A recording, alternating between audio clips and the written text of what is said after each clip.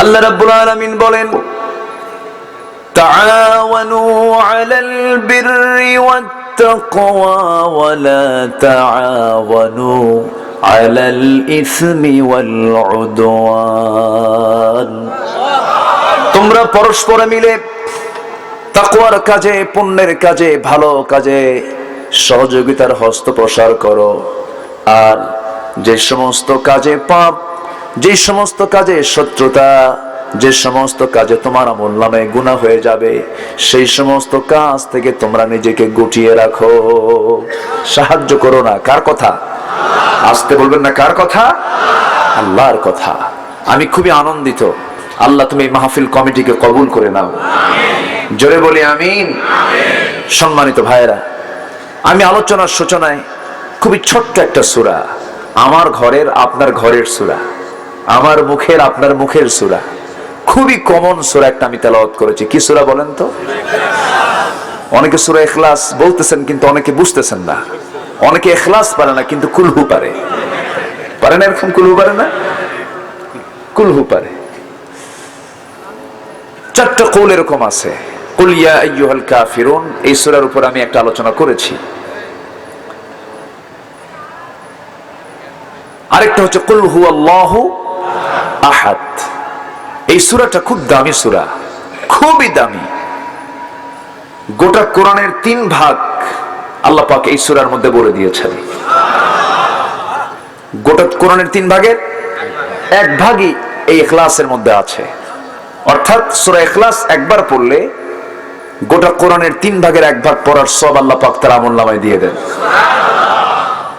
এটা চোঁচো করতেছে, একটু ক্লিয়ার করে। হ্যাঁ, সম্মানিত ভাইয়েরা, তাহলে আমরা সূরা ইখলাস অনিয়মিত পড়বো না নিয়মিত পড়বো? জোরে বলি ইনশাআল্লাহ। সম্মানিত ভাইয়েরা, সেই সূরাকে সামনে রেখে আমি কিছু কথা উপস্থাপন করতে চাচ্ছি। কারণ সবার আগে কার পরিচয় জানা দরকার? কার পরিচয়? যে কোনো জিনিস আমি যদি জেনে মানি, এটার মজবুতি কম হবে না বেশি হবে? বেশি হবে। শুনে কথা আর দেখে কথার মধ্যে তফাৎ আছে না নাই? শুনলাম বললাম, দেখলাম বললাম, এটার মজবুতি বেশি। এজন্য আমরা সবার আগে চিনবো কাকে? আল্লাহকে। আমাকে বানিয়েছেন কে? আমার কথা শোনেন কে? আমাকে সর্বক্ষণ দেখেন কে? আমার মনের খবর রাখেন কে? পৃথিবীর কোন আদালত, পৃথিবীর কোন প্রশাসন, পৃথিবীর কোন ব্যক্তি মানুষের মনের খবর রাখে? মনের রাজত্বের মালিক কে? আল্লাহ। তিনি তো সেই আল্লাহ। আল্লাহ রাব্বুল আলামিন বলেন, وَيَعْلَمُ خَائِنَةَ الْأَعْيُنِ وَمَا تُخْفِي الصُّدُورُ। তোমার চক্ষু কি খেয়ানত করে, তোমার চক্ষু কোন দিকে তাকায় থাকে, তোমার চক্ষু কোন জায়গায় ফাঁকি মেরে কি দেখে, কি তাকায় দেখে, আর তোমার অন্তরে তুমি কি গোপন করে রেখেছো, পৃথিবীর কোনো মানুষ না জানলেও আমার আল্লাহর কুদরত সঙ্গে সঙ্গে তা জেনে যায়। জোরে বলি সুবহানাল্লাহ। আল্লাহ রাব্বুল আলামিন নিজের পরিচয় দিতে নিয়ে বহু জায়গায় তার কথা বলেছেন।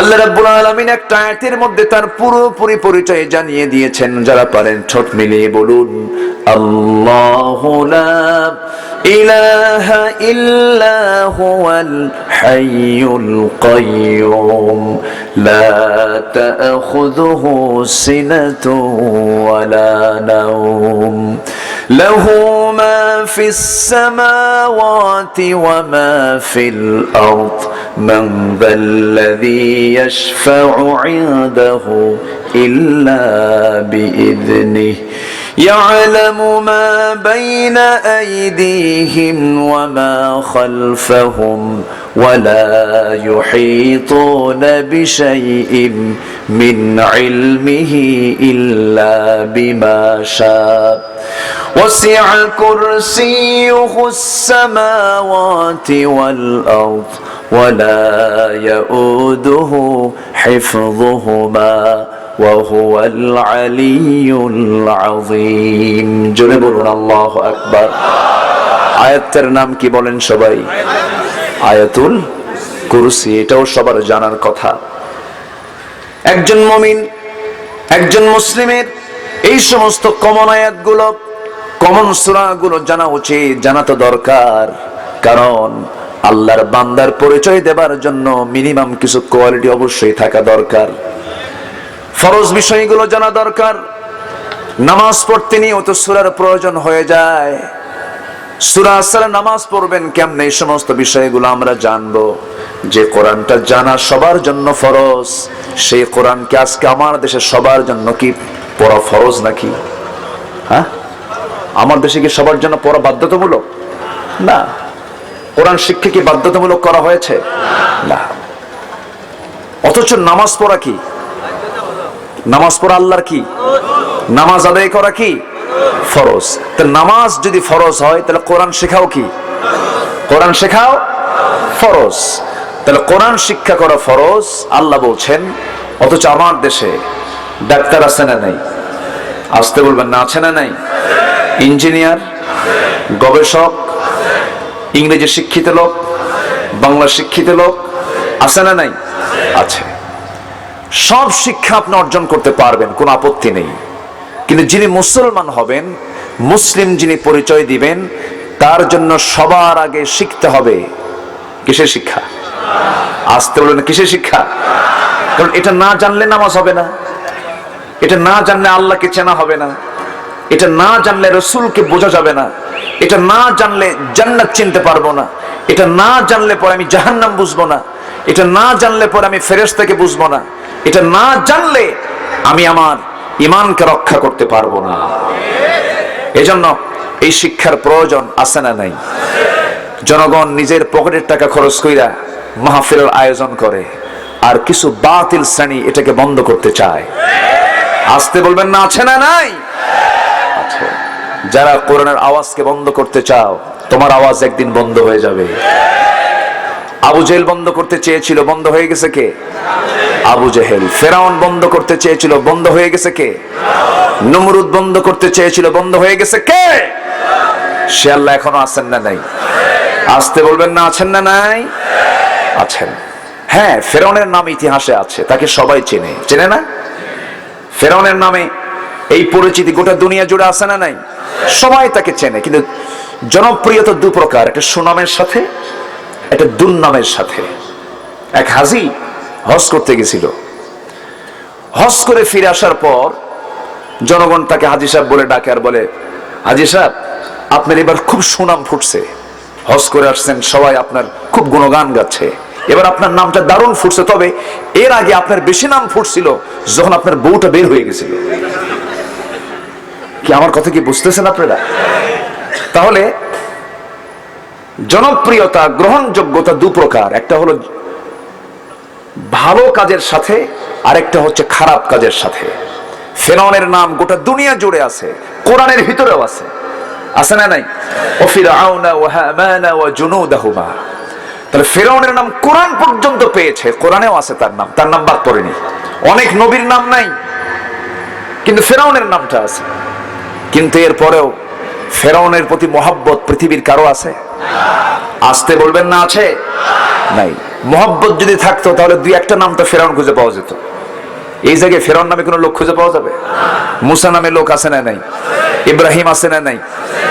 নূহ আছে না নাই? আবু দাউদ আছে না নাই? আছে। সব নবীর নামে নাম খুঁজে পাবেন, আবু জেহেল পাবেন না, উতবা সাইবা, নমরুদ পাবেন না, হামান পাবেন না, সাদ্দাত পাবেন না। কিন্তু আল্লাহর নাম, যে সমস্ত বান্দা, আল্লাহ যে সমস্ত বান্দাকে পছন্দ করেন, সেই সমস্ত বান্দার নাম আছে না নাই? আছে। তবে হ্যাঁ, সবার রবকে আসতে, সবার রবকে। একদিন আল্লাহর পয়গম্বর মুসা আলাইহিস সালাম তিনি আল্লাহকে বলছেন, আল্লাহ তুমি মানুষকে বানায়া আবার মানুষকে তুমি জাহান্নাম দিবা কেমনে? তোমার কি একটু মহব্বত হবে না? প্রশ্ন কি সহজ না জটিল? বলেন সহজ না জটিল? জটিল প্রশ্ন। আল্লাহ তুমি আমাদেরকে বানায় নিলা, তুমি বানালা, তুমি জাহান্নাম দিবা, তোমার মধ্যে কি একটু দয়া মায়া কাজ করবে না? আল্লাহ বললেন, মুসা তোমার বোঝাতে একটু, তোমাকে একটু প্র্যাকটিক্যালি বোঝাতে হবে। আল্লাহ তুমি আমাকে বুঝাও। আল্লাহ বললেন, তুমি এই মুহূর্তে কিছু গমের বীজ নিয়ে জমিতে ছিটায় দাও। গম ছিটায় দিলেন, আবাদ হলো, পেকে গেল গম, জমিন থেকে তিনি কেটে নিয়ে আসলেন। কেটে নিয়ে এসে অবশিষ্ট যে সমস্ত নাড়াগুলো আছে এগুলো আগুন দিয়ে জ্বালায় দিলেন। আল্লাহ বললেন, মুসা গম কি তুলে আনছো? হ্যাঁ। সব তুলছো? না। রেখে আসলে কেন? ওগুলো তো কোনো কাজের গম না। আল্লাহ বললেন, যে সমস্ত বান্দা আমার কথা শুনবে না ওগুলো আমার কাজের বান্দা না, জাহান্নামে পুড়ে মারবো ওদের। ঠিক কিনা? সম্মানিত ভাইরা, আমরা কাজের বান্দা হব না অকাজের বান্দা হব? কাজের বান্দা হব। জোরে বলি ইনশাআল্লাহ। কাজ মানে ইবাদত করা। কাজ মানে কি করা? কাজ মানে আমল করা। কাজ মানে কি করা? আমল করা। আমার ভাইয়েরা, আমার বন্ধুগণ, একটু কান লাগিয়ে দিয়ে দিলটা দিয়ে আমরা বোঝার চেষ্টা করি, আমরা দুনিয়াতে এসেছি, যে কোনো মুহূর্তে দুনিয়া থেকে বিদায় হয়ে যাব। সবার আগে আমরা চিনব কাকে? সবচেয়ে আমার আপনকে, চরম পরম বন্ধু আমার কে? আমার বন্ধুগণ, আল্লাহ রাব্বুল আলামিন সেই জন্য রাসূলকে জানিয়ে দিচ্ছেন, হে রাসূল আপনি মক্কার সমস্ত কুরাইশদেরকে জানিয়ে দেন, কুল, আপনি বলে দেন। এই সূরাটা মক্কায় নাজিল হলো, 112তম নম্বর সূরা এটা। আল্লাহ রাব্বুল আলামিন রাসূলকে এই সূরা যখন উপহার দিলেন সেই সময় মক্কার পরিবেশটা খুব খারাপ ছিল। 4টা আয়াত। কয়টা আয়াত বলেন? 4টা আয়াত। মক্কার পরিবেশ এতটাই প্রতিকূল ছিল, নবীজির দাওয়াতি কাজ বন্ধ করে দেওয়া হয়েছিল, দলীয় নিবন্ধন বাতিল করে দেওয়া হয়েছিল, সাহাবায়ে কেরামকে রিমান্ডে নেওয়া হয়েছিল, এরপর অনেক সাহাবীকে দুনিয়া থেকে বিদায় পর্যন্ত করে দেওয়া হয়েছিল। এমন কঠিন মুহূর্ত আমার নবী সেই সময় মক্কা পার হচ্ছিল। আমার নবীজির কাছে একজন কোন এক আল্লাহর গোলাম, গিফার গোত্রে তার বাড়ি, আবু যর তার নাম, আবু যর গিফারি তাকে বলা হয়। এই সাহাবী ইসলাম তখন কবুল করেন নাই। মনে মনে চিন্তা করলেন, মক্কায় যাব, মুহাম্মদ বিন আব্দুল্লাহকে খুঁজে বের করব, আমি কালিমা পড়ে মুসলমান হয়ে যাব। এই চিন্তা মাথায় নিয়ে রওনা দিলেন। মক্কায় এসে কাবার চতুর্পাশে ঘোরাফেরা করেন, কোথায় মুহাম্মদ বিন আব্দুল্লাহ? আমি তো তার কোনো কিছুই খুঁজে পাচ্ছি না। ওই সময় মক্কায় সমস্ত দিন প্রচার বন্ধ করে দিয়েছে আবু জাহেল, তাওহীদের দাওয়াত সব বন্ধ করে দিয়েছে।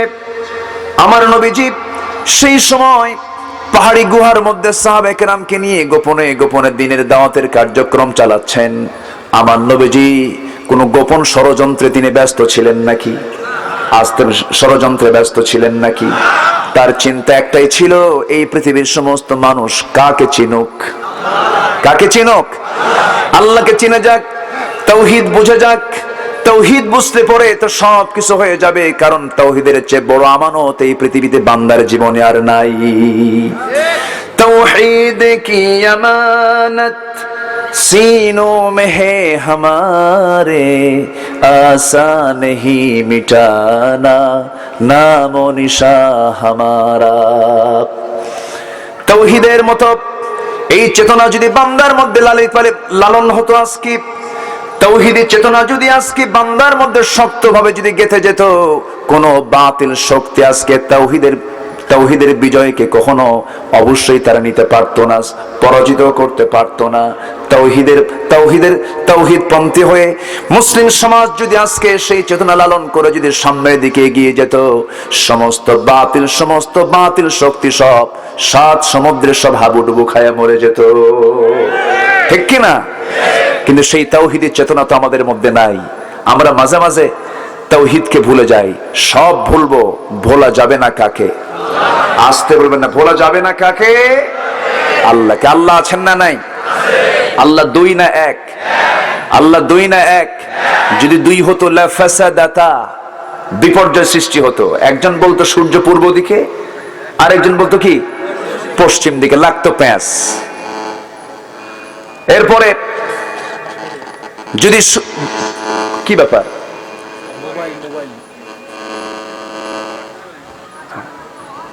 মোবাইল না? আপনার মোবাইল তো আপনার ওখানে রাখা যাবে না, অফ রাখেন। আমার কথা কি শুনতে পাচ্ছেন সবাই? কারো কোনো অসুবিধা? সূরার নাম কি বলেন? বলেন, সূরার নাম কি? এই সূরায় কার পরিচয় পাওয়া যায়? কার পরিচয় পাওয়া যায়? আল্লাহ 1 না 2? আল্লাহ 2 না 1? আল্লাহু আহাদ, কুল হুয়াল্লাহু আহাদ। আহাদ আর ওয়াহিদের মধ্যে তফাৎ আছে। ওয়াহিদুন মানে এক, আর আহাদ মানে একক। একক, যার কোনো দ্বিতীয় নাই। তিনি তো সেই মহান সত্তা। তার পরিচয়টা আরেকটা আয়াতের মধ্যে আমরা পেয়ে যাই, আয়াতুল কুরসির ভিতরে। এরপর আরো বিভিন্ন জায়গায় আল্লাহ রাব্বুল আলামিন তার নিজের পরিচয় দিয়েছেন, লিল্লাহি মা ফিস সামাওয়াতি ওয়া মা ফিল আরদ। জোরে বলি আল্লাহু আকবার। সূরা রহমানে পাওয়া যায়, আর রহমান আল্লামাল কুরআন খালাকাল ইনসানা আল্লামাহুল বায়ান আশ-শামসু ওয়াল কমারু বিহুসবানিন ওয়ান নাজমু ওয়াশ-শাজারু ইয়াসজুদান। জোরে বলুন আল্লাহু আকবার। রহমান কে? রহিম কে? রহমান তো তিনি হবেন যিনি কাফেরকে খাওয়ান, যিনি জালিমকে খাওয়ান, যিনি মুনাফিককে খাওয়ান, যিনি মুমিনকেও খাওয়ান। যেরকম সুবহানাল্লাহ। এই সূর্যের আলো খ্রিস্টানও পায়, ইহুদিও পায়, জালিম পায়, কাফিরকে পায়, মুনাফিক পায়, সবাই পায়। আল্লাহ কাউকে না খেয়ে রাখেন না। আমাদের জান কবজ করার জন্য কোন ফেরেশতা আছে? মালাকুল মাউত। মালাকুল মাউত ফেরেশতা, তার কাজ হলো জান কবজ করা। জান কবজ করতে গেলে দয়ালু, জান কবজ করতে গেলে মায়া দয়াওয়ালা কোনো ফেরেশতা কি জান কবজ করতে পারবে নাকি? আজরাইলের মধ্যে কোনো মায়া দয়া আছে নাকি? না, বিন্দু পরিমাণ কোনো মায়া দয়া তার মধ্যে নাই। মায়া বলতে কি, মোহাব্বত বলতে কি আল্লাহ তার মধ্যে কিছুই দিয়ে দেন নাই। কারণ সেই কাজটা করতে গেলে হৃদয়হীন হতে হবে, পাষাণ হতে হবে, খুব কঠোর হতে হবে। মার চোখের সামনে সন্তানের জান কবজ করতে হবে, সন্তানের চোখের সামনে মার জান কবজ করতে হবে। এই সমস্ত কঠোর পরিবেশ আজরাইল সবসময় ফলো করে, আজরাইল সবসময় এটাকে মুভ করে। এই মালাকুল মাউত আল্লাহর সঙ্গে একদিন কথাবার্তা চলতেছিল। কোন সময় সেই কথা চলতেছিল? দেখেন আল্লাহ যে সবার রব। কোন এক আল্লাহর বান্দা, তার নামটা বলে ফেলবো কিছুক্ষণ পর, এক আল্লাহর বান্দার জান কবজের অর্ডার যখন হয়ে গেল, সেই সময় মালাকুল মউত কোনদিন আল্লাহকে কোন প্রাণীর জান কবজ করতে গিয়ে কোনো আপিল করেন নাই। সেই দিন বলছেন, আল্লাহ এই বান্দার জান কবজ করতে আমি যাচ্ছি, তুমি আমাকে অর্ডার দিয়েছো জান আমি কবজ করব, কিন্তু আমার একটু আপিল আছে, কি একটু সুযোগ দেওয়া যায় দেখ, আমার একটু আফসোস হচ্ছে। আল্লাহ বললেন, ও মালাকুল মাউত, তোমার তো আফসোস হওয়ার কথা না। এবার বলতেছে, আল্লাহ আমি তো পৃথিবীর শুরু থেকে নিয়ে আজ পর্যন্ত সকল প্রাণীর জান আমি কবজ করেছি, করেই যাচ্ছে, এই দায়িত্ব আমি কিয়ামত পর্যন্ত পালন করব। কিন্তু এই বান্দার জান কবজ করতে গিয়ে আমার একটা আফসোস হচ্ছে, এই বান্দাটা কত কষ্ট করে জান্নাত বানালো দুনিয়াতে। বছরের পর বছর বিশাল সময় ব্যয় করে কত টাকা পয়সা, হীরা মানিক মুক্তা জহরত সব এক জায়গায় করে সে কল্পিত সে একটা স্বর্গ বানালো। আজকে তার উদ্বোধনের দিন, ঘোড়ার পিঠ থেকে এক পা নামাবে সেই স্বর্গের ভিতরে। এই সময় তুমি আল্লাহ আমাকে জান কবজের অর্ডার দিলা, একটু নামুক না? কথা বোঝেন নাই? একটু নামুক, একটা পা দিক, একটু ঘুরে আসুক এক চক্কর, এরপরে জানটা কবজ করি। আল্লাহ বলছেন, মালাকুল মাউত আমার অর্ডার হয়ে গেছে, অসম্ভব, আমি ওকে ওর এক কদম একটা পা আমি জমিন স্পর্শ করতে দেব না। আল্লাহু আকবার বলেন। লা ইস্তাখিরুনা সাআতাও ওয়ালা ইস্তাকদিমুন। জান কবজের অর্ডার যখন হয়, এক সেকেন্ড আগেও হবে না, এক সেকেন্ড পরেও হবে না। কার ক্ষমতা? আসতে বলবেন না, কার ক্ষমতা? এই রুহুটা কার নির্দেশে চলে? কারো বাবার? কোন নেতার? এত বাপ বাপ করি কেন? এত নেতা নেতা করি কেন? সব নেতা ছাড়ো, এক নবীর নেতৃত্ব ধরো মুসলমান। একটা গ্রুপ তো আছে বাবা নিয়ে ব্যস্ত, আছে না নাই? দয়াল বাবা, পীর বাবা, খাজা বাবা, আছে না নাই? আমরা কোন বাপকেও ধরবো না, কোন বেনামাজি নেতৃত্বকে ধরবো না। আমরা আমাদের রব আল্লাহকে ধরবো এবং সে আল্লাহকে পাওয়ার জন্য রাসূলকে আমরা নেতৃত্ব হিসেবে গ্রহণ করব। জোরে বলি ইনশাআল্লাহ। আমার আল্লাহ কি দুর্বল? আমার নবী কি দুর্বল? অন্যদিকে দৌড়াই কেন? কষ্ট পাচ্ছেন নাকি আপনারা? আলোচনা চালিয়ে যাই, জোরে বলি ইনশাআল্লাহ। অনেক লম্বা কথা আছে আজকে, প্রাণ খুলে কথা বলবো। শুধু আমার আলোচনা আপনি শুনছেন না, গোটা দুনিয়া শুনতেছে। কোটি কোটি মানুষের কাছে আলোচনাগুলো যাচ্ছে, যাবে। সম্মানিত ভাইয়েরা, ক্যামেরাম্যান যারা আসছেন, ইউটিউবার যারা আসছেন, সাবধান, কাটিং সাটিং একটু কম টম কইরেন। এরা তো নায়িকার সঙ্গে বক্তার ছবি দিয়ে দেয়, ওখানেও পর্দা বোঝে না। এদিকে হুজুর পর্দার ওয়াজ করে, ওইদিকে নায়িকার সাথে বক্তার ছবি দিয়ে থুই দিচ্ছে। বাঘের সাথে হুজুরের বাঘের মতো গর্জন, সামনে বাঘ, কি যে এক বেকায়দা। এই সমস্ত দায়িত্ব তারাই পালন করা উচিত যারা ওয়াজ বোঝে, যারা কোরআন বোঝে, যারা একটা আলোচকের আলোচনা কোথায় ভুল হলো এটাকে কারেকশন করে ঠিকঠাক করে দিয়ে এটাকে এডিট করে যারা আপলোড করতে পারে, তারাই এটার যোগ্যতা রাখে। কিন্তু হাঁসকে যদি মোরগের সাঁতার শিখান, কাম তো সারা, বলেন নাই? তো এই জন্য এই প্যাঁচগুলো লেগে যায়, একটু খেয়াল করবেন। আমি এবছর একটু আপনাদেরকে খুব সতর্ক করার জন্য বারবার আমি বলছি, একটু সতর্ক হওয়া দরকার আমাদের।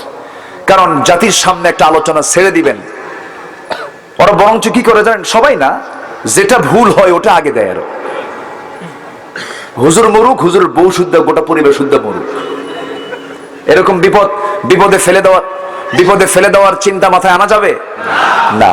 ভুল হতে পারে, আপনি এটাকে সুন্দর করে বৃহত্তর স্বার্থে এই বিষয়গুলো আপলোড দেওয়ার চেষ্টা করবেন। আল্লাহ তুমি সবাইকে বোঝার তৌফিক দিয়ে দাও, জোরে বলি আল্লাহুম্মা আমিন। কষ্ট পাচ্ছেন নাকি আপনারা? সূরার নাম কি? সূরা কয়টা আয়াত? সূরাটা নাজিল হয়েছে মক্কায়। নাজিল হয়েছে কোথায়? মক্কায়। কোন সময়? যে সময় রাসূলের দাওয়াতি কাজ বন্ধ। দাওয়াতি কাজ কি বন্ধ? আবু যর গিফারি তিনি মক্কায় ঢুকলেন, ঢুকে রাসূলকে খুঁজতেছেন, নাই। সব জায়গায় আবু জেহেল ঘুরে ফিরে বেড়ায়, বুঝেন নাই? ওর লোকজন শুধু সাঙ্গ পাঙ্গরা সব ঘুরে ফিরে বেড়াচ্ছে, আমার রাসূলকে খুঁজে পাচ্ছে না।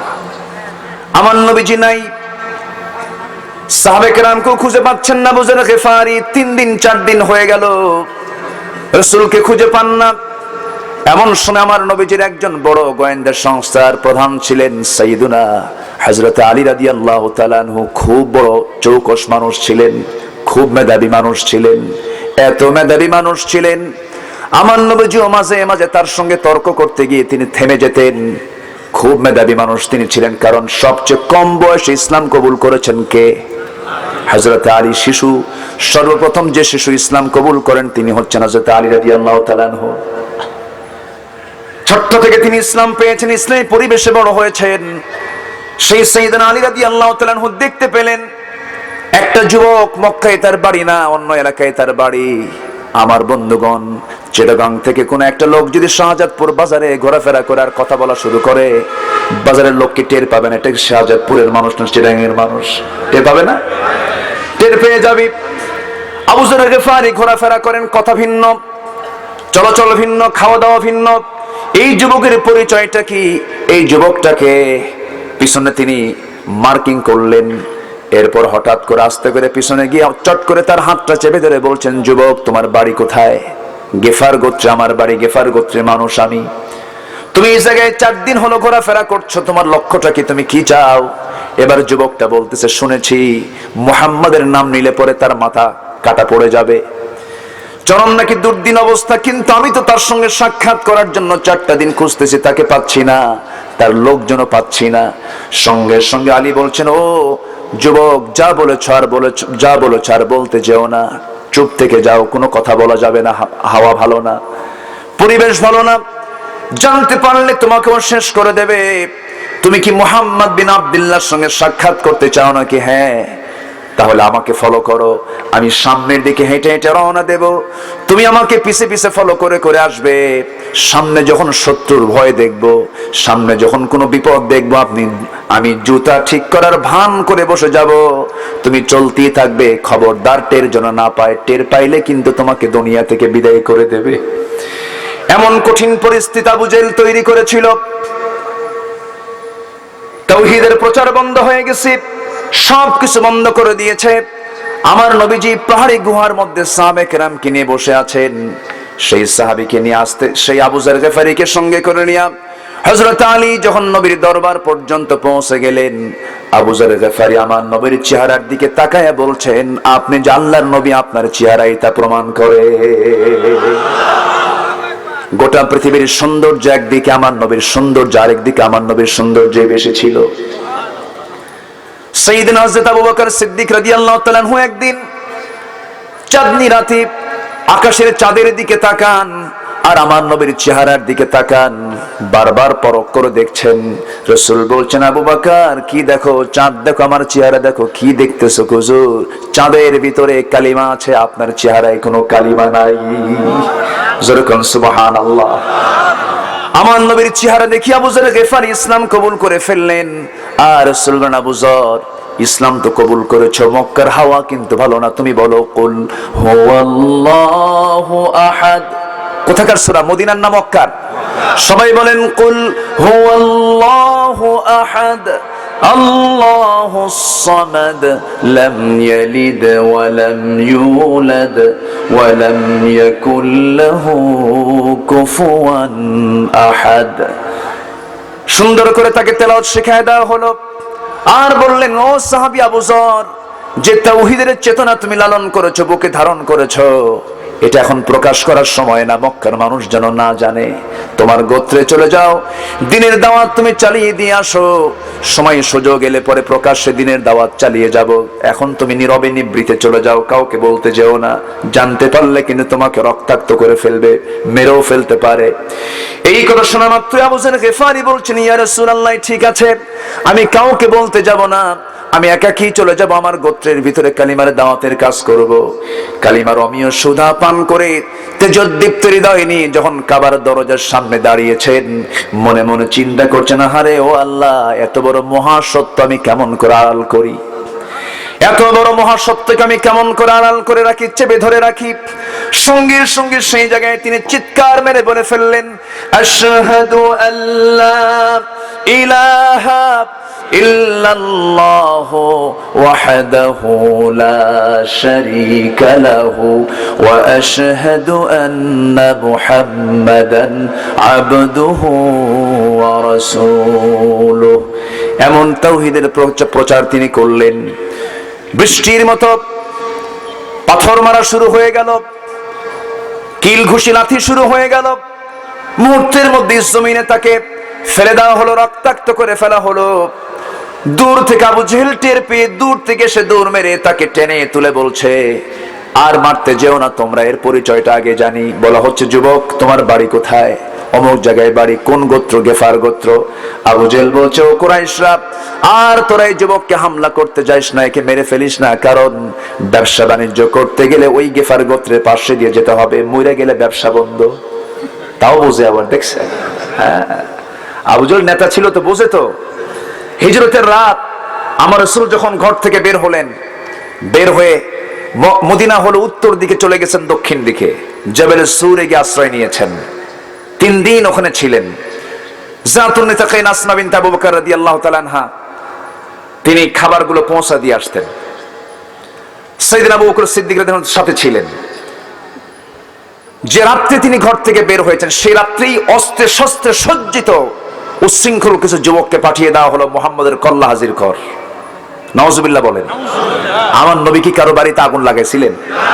কোন হুমকি দিয়েছিলেন? কাউকে হত্যা করেছিলেন? মুখ কালো করে কথা বলেছেন কখনো? কারো আমানতের খেয়ানত করেছিলেন? সেই নবীর বিরুদ্ধে হত্যার হুলিয়া কেন জারি হলো? কেন হত্যার অর্ডার হলো? একটাই কারণ, তিনি বলেছেন এই পৃথিবীতে কোনো ইলাহা নাই আল্লাহ ছাড়া, কোন আইন নাই কার আইন ছাড়া, আল্লাহর আইন ছাড়া। এটাই ছিল তার অপরাধ। সম্মানিত ভাইয়েরা, সম্মানিত বন্ধুগণ,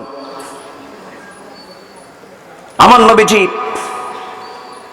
যখন হিজরতের রাত গুহার মধ্যে আশ্রয় নিয়েছেন 3 দিন 3 রাত, যে রাতে তিনি ঘর থেকে বের হলেন, শত্রুপক্ষ গিয়ে যায় দেখে হযরত আলী তিনি শুয়ে আছেন তার বিছানায়।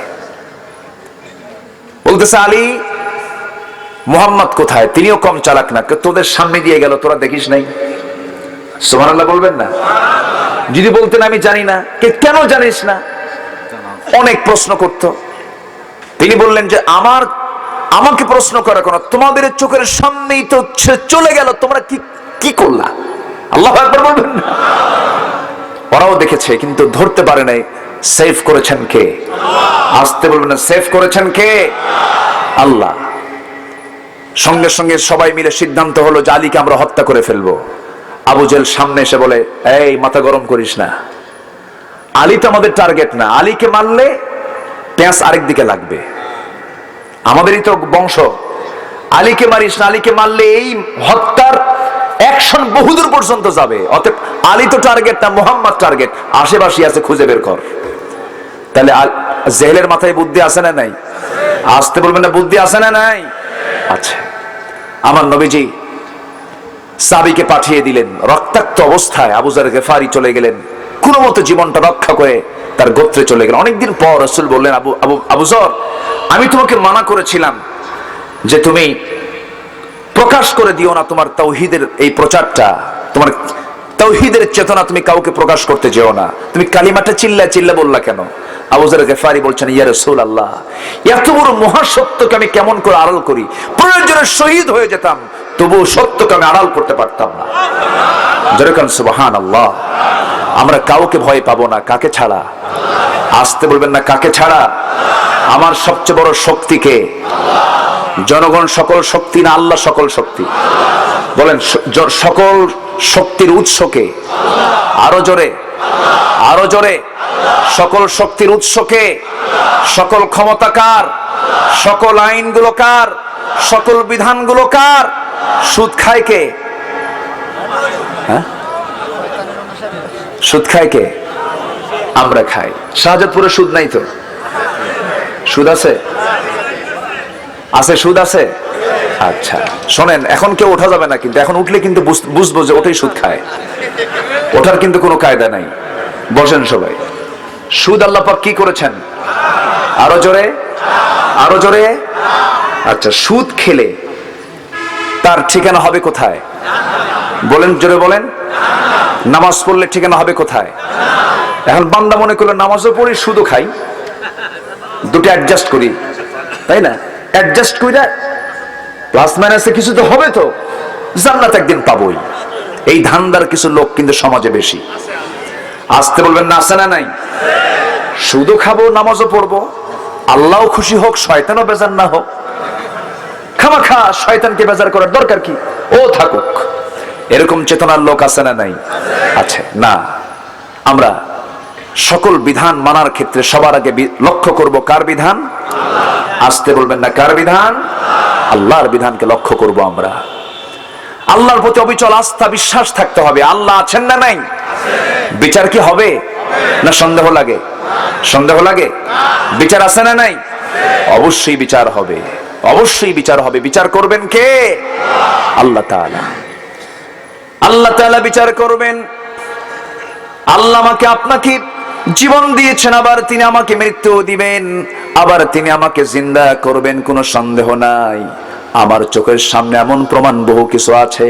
এই এলাকায় আলুর চাষ হয় কিনা জানি না, আর যখন জমিনে লাগানো হয়, একটা আলু জমিনে লাগানো হয়, অথবা বড় যদি হয় কাঠিলাল নাকি বলে, বড় যদি কোন আলু হয় সেটাকে টুকরো টুকরো করে 8-10 টুকরা করে জমিনে লাগানো হয়।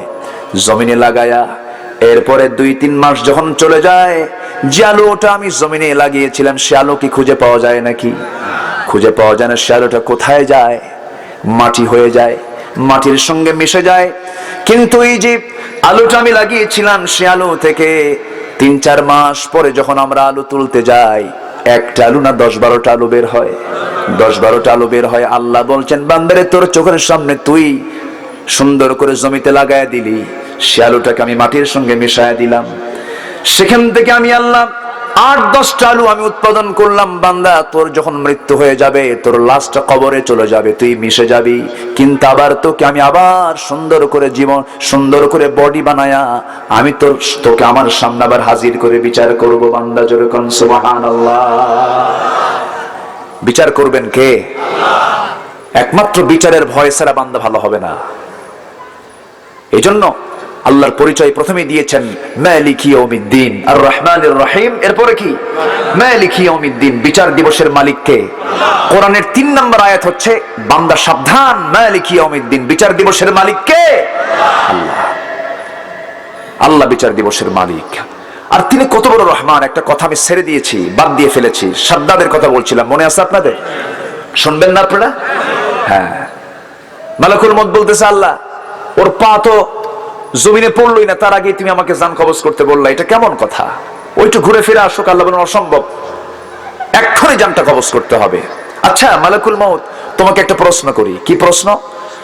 তোমার যেমন আজকে এই সাদ্দাদের জান কবজ করতে আফসোস হচ্ছে, তোমার কি ইতিপূর্বে কখনো এরকম কোন লোকের জান কবজ করতে না আফসোস হয়েছে? কে আল্লাহ, আজ থেকে ঠিক 1000 বছর আগে কোন একটা বান্দার জান কবজ করতে গিয়ে আমার এরকম আফসোস হয়েছিল। সেটা কে? কোন একটা মহিলা। সে মহিলাটা কে? সেই মহিলা হলো যার পেটে একটা বাচ্চা হয়েছিল। সে বাচ্চাটা ডেলিভারি হলো। ডেলিভারি হওয়ার পর প্রচন্ড একটা বন্যা চলে আসলো, ঝড় ঝাপটা চলে আসলো। সেই মহিলা করলো কি? সে আশ্রয় নিল একটা কাঠখণ্ডের উপরে। সেই কাঠখণ্ডের উপরে ছোট্ট বাচ্চাকে সে রেখে কোনো মতো বাচ্চার প্রাণটা সে বাঁচানোর চেষ্টা করছে। ঠিক ওই মুহূর্তে তুমি আল্লাহ আমাকে যখন অর্ডার দিলে যে মহিলার জানটা, ওই মায়ের জানটা কবজ কর, তখন আমার আফসোস হয়েছিল। আল্লাহ বললেন, তুমি কি জানো মালাকুল মউত, ওই মহিলার জান যখন কবজ করলাম, জান কবজ করার পর ওই কাঠখণ্ডের উপরে যে শিশুটা ছিল, সেই শিশুটাকে আল্লাহ, সেই শিশুর পরিচয় আমার জানা নাই, ওটাই হলো সাদ্দাত। কি কথা কি বোঝা গেল? আমি তো এই সাদ্দাতকে প্রচুর চান্স দিয়েছি, প্রচুর সুযোগ দিয়েছি আমাকে চেনার জন্য, আমার তাওহীদকে বোঝার জন্য, একত্ববাদকে চেনার জন্য বহু সুযোগ দিয়েছি। সে আল্লাহর নবীর ওয়াজের বিরুদ্ধে, আল্লাহর নবী বলেছেন জান্নাত পাবে ভালো কাজ করলে, সে দুনিয়াতে জান্নাত বানাচ্ছে।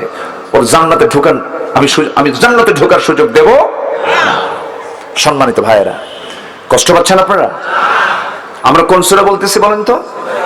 আল্লাহ 2 না 1? আল্লাহ 2 না 1? আমার জন্ম সূত্র আছে না নাই? আমার বাবা, তার বাবা, তার বাবা। মনে প্রশ্ন আসতেই পারে যে আল্লাহ তিনি যে এক, তার আগে কে ছিল? এরকম চিন্তা কিন্তু অনেক সময় ঘোরাফেরা করে, একটু ঘুরপাক খায়। এগুলো ঘুরপাক খাবে না, বেশি করে রিসার্চ করবো আমরা। কি জোরে বেশি করে রিসার্চ করবো? কি কোরআনটা যার ভিতরে বেশি নিয়মিত তেলাওয়াত থাকবে, তার এই জাতীয় কোনো ফিতনা আসার সম্ভাবনা নাই। কোরআন ছাড়া যেটাই গবেষক হবে ওটাই দুষ্ট, ঠিক কিনা বলেন? মাদ্রাসার ছাত্র ঢাকা ইউনিভার্সিটিতে ভর্তি পরীক্ষায় ফার্স্ট হয়েছে। মাদ্রাসার ছাত্র ভর্তি পরীক্ষায় ফার্স্ট হয়েছে। ইউনিভার্সিটির এক প্রফেসর বলতেছে ঢাকা ইউনিভার্সিটি আর ইউনিভার্সিটি না, এখন এটা উচ্চতর মাদ্রাসা হয়ে গেছে। আলহামদুলিল্লাহ, ভালো। সম্মানিত ভাইয়েরা, আবার সেই ছাত্র মাদ্রাসায় চান্স পেল, যে ভর্তি পরীক্ষায় গোটা দেশের সকল ছাত্র সেখানে পরীক্ষা দিল, সেখানে মাদ্রাসা ছাত্র ফার্স্ট হয়েছে। আবার বলতেছে মাদ্রাসা ছাত্র তো ইংরেজি জানে না, তো ইংরেজি যদি নাই জানে বেকুব ফার্স্ট হলো কেমনে? ঠিক কিনা? সম্মানিত ভাইয়েরা, ওদের সহ্য হয় না, ওরা সহ্য করতে পারে না। কোরআনওয়ালাকে, ইসলাম পন্থীকে, কোরআনের চর্চা যারা করে, যাদেরকে সহ্য হয় না, ওদের জানাজাও কোনো আলেম দিয়ে না পড়ানি দরকার। রাগ করতেছেন নাকি? রাগ করতেছেন? সম্মানিত ভাইয়েরা, সম্মানিত বন্ধুগণ, আমরা কোরআন চর্চা করব অনিয়মিত না নিয়মিত? অনিয়মিত না নিয়মিত? কোরআন শুনবো আমরা বেশি, গান শুনবো? তাও গান শুনবেন? গান শোনা যাবে? পালা যাত্রা, যাত্রা, আলম সাধু, আর কি আছে? আরো কিছু আছে তো, স্টার জলসা। এখন তো হিন্দি সিরিয়াল, মেয়েদের তো সিরিয়াল লেগেই থাকে সব সময়, দিন রাত 24 ঘন্টা, আছে না নাই? আছে। শেষ করে দিল আমার মাদেরকে। একটা কথা মাথায় রাখবেন, আমরা স্বাধীন হয়েছে, কিন্তু একটা বিষয়ের স্বাধীনতা আমরা এখন অর্জন করতে পারিনি, সেটা হলো সাংস্কৃতিক স্বাধীনতা। সাংস্কৃতিক স্বাধীনতা আমরা এখন অর্জন করতে পারিনি। সকালবেলা বাকি দেওয়া যাবে না, সোমবারে বাঁশ কাটা যাবে না, আছে না নাই? হ্যাঁ, আর কি আছে? হ্যাঁ, শনিবারে, হ্যাঁ শনিবারে বাঁশ কাটা যাবে না, তারপরে সকালবেলা বাকি দেওয়া যাবে না, আর কি আছে? মঙ্গলবারে শ্বশুর বাড়ি যাওয়া যাবে না, ভাদ্র মাসে বিয়ে করা যাবে না, মানে ভাদ্র মাস শয়তানের মাস নাকি? যেরকম নাউজুবিল্লাহ। এই সমস্ত কথাগুলো প্রচলন আমার দেশে আছে না নাই? এবং এগুলো মানার মতো লোকও আছে না নাই? আছে। এগুলো ইসলামে আছে? ট্রাকের পিছনে ছেঁড়া জুতা ঝুলায় রাখছে, ট্রাকের পিছনে। আমি ট্রাকের ড্রাইভারকে বললাম, ভাই নতুন জুতা রাখলে তো হয়, ছেঁড়া জুতা কেন? বদ নজর থেকে বাঁচার জন্য। আচ্ছা, বদ নজর থেকে বাঁচার জন্য কি ছেঁড়া জুতা না আল্লাহর কালাম? আল্লাহর কালাম আছে না নাই? আছে। এরকম ভাবে অনেক অপসংস্কৃতির আগ্রাসন আমার দেশে আছে না নাই? আছে। পোশাকের সংস্কৃতি নাই, আমাদের নিজস্ব পোশাক ছিল, সেই পোশাক যুবকরা ছেড়ে দিছে। নতুন বাজার থেকে নতুন কিনে আনে প্যান্ট, যে প্যান্টের 7-8 জোড়া তালি আছে না নাই? এখানে তালি, এখানে তালি, মনে হয় উষ্টা খায় ছিলে গেছে, এরকম প্যান্ট আছে না নাই বলেন? আছে। এটা তো মুসলমানদের সংস্কৃতি নয়। মাথার চুল থেকে শুরু করে পা পর্যন্ত সব জায়গায় ইসলাম আছে না নাই? ইসলাম তো আছে, কিন্তু মাথার চুলের সাইজ নাই। যুবকদের মাথার চুলগুলো দেখছেন তো এখন? ম্যাক্সিমাম যুবকরা মাথার চুল কেমন করে কাটে? এইদিকে চুল নাই, পিছনের চুল নাই, একদম চামড়া বের করা কাউয়া কাটিং আছে না নাই? আছে। উপরে গোল করে থুয়ে দিছে, এটার নাম ইসলাম না। যুবক, তোমাকে ভাবতে হবে রাসূল আমার কেমন চুল রেখেছেন, আলহামদুলিল্লাহ বলবেন না? ওইরকম চুল তোমাকে রাখতে হবে। যখন বলা হয় এই যুবক তুমি এরকম মাথার চুল রাখছো, এটা মডেল কার? এটা মেসি। তুমি কি নেইমার? তুমি কি কুত্তা? এগুলো আছে না নাই? আছে। যুবক, তোমার মডেল হবে মুহাম্মদ সাল্লাল্লাহু আলাইহি ওয়াসাল্লাম। আমার মডেল হবে রাসূল, আমার পোশাক হবে রাসূলের মতো, আমার কথা হবে রাসূলের মতো, আমার হাসিটাও হবে রাসূলের মতো, আমার সালামটাও হবে রাসূলের মতো। আজকে আমি বড় আফসোস লাগে, সালামটা কেমন যেন দিন দিন কমে যাচ্ছে, সালামটা দেয় না। আমি কি ভুল বলতেছি? সালাম যেন উঠে গেল, স্নেহ ভক্তি শ্রদ্ধা সব যেন উঠে গেছে। অথচ আমার বিশ্বনবী তিনি শুধু বাইরে সালাম দিতেন না, ঘরের যে বউ, ঘরের যে স্ত্রী আম্মা জান আয়েশা বলেন, আমি তার স্ত্রী হওয়ার পরেও রাসূলকে সহজে আমি আগে সালাম দিতে পারি নাই। সালামে যদি বন্ধ হয়, শান্তি থাকবে কেমনে, রহমত থাকবে কেমনে? সালামটার প্রচলন থাকা দরকার। একটা পরিবার অশান্তি, সালামটা বেশি করে চালু করে দেন, অশান্তি দূর হয়ে যাবে। একটা গ্রামে অশান্তি, সালাম চালু করে দেন, শান্তি চলে আসবে। সালামটা কার? আসতে বলবেন না, সালামটা কার? এবং আল্লাহ সালামের হুকুমও করেছেন, ওয়া তুসাল্লিমু আলা আহলিহা। তোমার পরিবারকে তুমি সালাম দিয়ে ঢুকো, চোরের মতো না ঢুকে সালাম দিয়ে ঢুকে পড়ো, রহমত নাজিল হয়ে যাবে। সেই সালামটা বন্ধ হয়েছে, শুভ সকাল, শুভ সন্ধ্যা, আছে না? এরকম আছে না? শুভরাত্রি, ওকে কি বলে? ওকে, ওকে কি? মাশাআল্লাহ, কি টাটা। হ্যাঁ, আমি কি কম পারি? আপনারা তো কম পারেন না, ভালোই পারেন দেখি। কিসের টাটা, কিসের ওকে? এগুলো না। আমরা সব সময় বলবো কার নাম? কার নাম বলবো? কোন ভালো সংবাদ পেয়েছি, কি বলবো? জোরে বলেন। আশ্চর্যজনক কোনো কিছু দেখেছি, তখন কি বলবো? সুবহানাল্লাহ বলেন, জোরে বলেন, আরো জোরে। সামনে কোনো কাজ করব, তখন কি বলবো? বলেন। কাউকে উৎসাহ দেব, তখন কি বলবো? মাশাআল্লাহ। কি বলবো? মাশাআল্লাহ। এগুলো ইসলামের পরিভাষা। এই পরিভাষাগুলো দখল করে আছে আজকে হলো বিজাতীয় সংস্কৃতিগুলো দখল করে আছে। গুড নাইট নয়, শুভ সকাল নয়, সালাম দিয়ে শুরু হবে, সালাম দিয়ে শেষ হবে, ঠিক কিনা বলেন? আল্লাহ পাক এগুলো বোঝার তৌফিক দান করুন। আমার নবীকে কেউ সহজে আগে সালাম দিতে পারে নাই। বিশ্ব নবী তিনি এমনি ছিলেন না, রাসূলকে কেউ আগে সালাম দিতে পারে নাই। এক সাহাবী রাসূলকে আগে সালাম দিতে পারে না, তার মধ্যে একটা জেদ চেপে গেল, আজকে যেমন করে হোক রাসূলকে আগে সালাম দেব। এই চিন্তা মাথায় নিয়ে তিনি করলেন কি, একটা মোটা বৃক্ষের আড়ালে তিনি দাঁড়ায় গেলেন। রাসূল হেঁটে আসতেছিলেন, নবীজি যখন কাছাকাছি আসতেছিলেন, হঠাৎ করে সেই সাহাবী আস্তে করে বের হয়ে আসসালামু আলাইকা ইয়া রাসূলুল্লাহ এমন করে যখন সালামটা দিয়ে দিলেন, বললেন সাহাবী রে, এমন টেকনিক করে আগে সালাম দিলে কিন্তু সওয়াব পাবা না। যেরকম সুবহানাল্লাহ। সওয়াব পেতে চাও, সামনে সামনে আসো, বাপের বেটা হলে পরে আসো, সামনে আসো। সালামের কম্পিটিশন ছিল সেই সময়, আজকে সালাম নাই। মোশানে থাকে আমার সালাম দিক, ওটা অহংকারী, ঠিক কিনা? তুমি শিক্ষক হয়েছো তো কি হয়েছে, ছাত্রকে দেখেছো আগে সালাম দাও, সে লজ্জা আগে সালাম দাও শিখে যাবে, ঠিক কিনা? সব আমাদের মধ্যে ঢুকেছে অহংকার। আমার অহংকারকে বর্জন করব, জোরে বলি ইনশাআল্লাহ। আমার নবীজিকে দেখে যদি কেউ, আমার রাসূলকে দেখে যদি কেউ দাঁড়ায়, যদি রাসূল বলতেন বসো, তোমাকে দাঁড়াতে কে বলেছে? রাসূলের জুতা কেউ টানতে পারতো না, রাসূল নিজের জুতা নিজে টানতেন। নবীজির জুব্বা কেউ ধুইতে পারতো না, রাসূলের জুব্বা রাসূল নিজে ধুতেন। আমার নবীর ঘরে একাধিক স্ত্রী থাকার পরেও রাসূল তার সমস্ত কাপড় নিজে ধৌত করেছেন। আলহামদুলিল্লাহ বলেন। আমরা এই সুন্নতগুলোকে আমরা ভুলে গিয়েছি। সম্মানিত ভাইয়েরা, সম্মানিত ভাই সব, এই সমস্ত আমাদের ইসলামের সংস্কৃতি মেনে চলার দরকার আছে না নাই? আছে। বাপমা সবার বাড়িতে আছে না নাই? আমেরিকায় বাপমা নাই? আমেরিকার বাপমার দাম আছে? আজ থেকে আমেরিকার বাপমার দাম আছে? আমেরিকার বাপমার দাম নাই, তার বড় প্রমাণ বুড়া হয়ে গেলে ওরা থাকে বৃদ্ধাশ্রমে। সেই কালচার আমার দেশেও ঢুকছে, সেই কালচার আমার দেশেও ঢুকেছে। ধানমন্ডি, বাড়িধারা, গুলশান, আর কি আছে, বনানী, ডিওএইচএস, বড় যত হাইফাই এলাকাগুলো, ওই এলাকায় কোনো বুড়া মানুষ নাই। বড় বড় এলিয়েট শ্রেণীর ম্যাক্সিমাম বাপ মাতার অশান্তির আগুনে দাউ দাউ করে জ্বলছে, কারণ তারা শিক্ষা পায়নি যে বাপ মাকে খেদমত করতে হবে।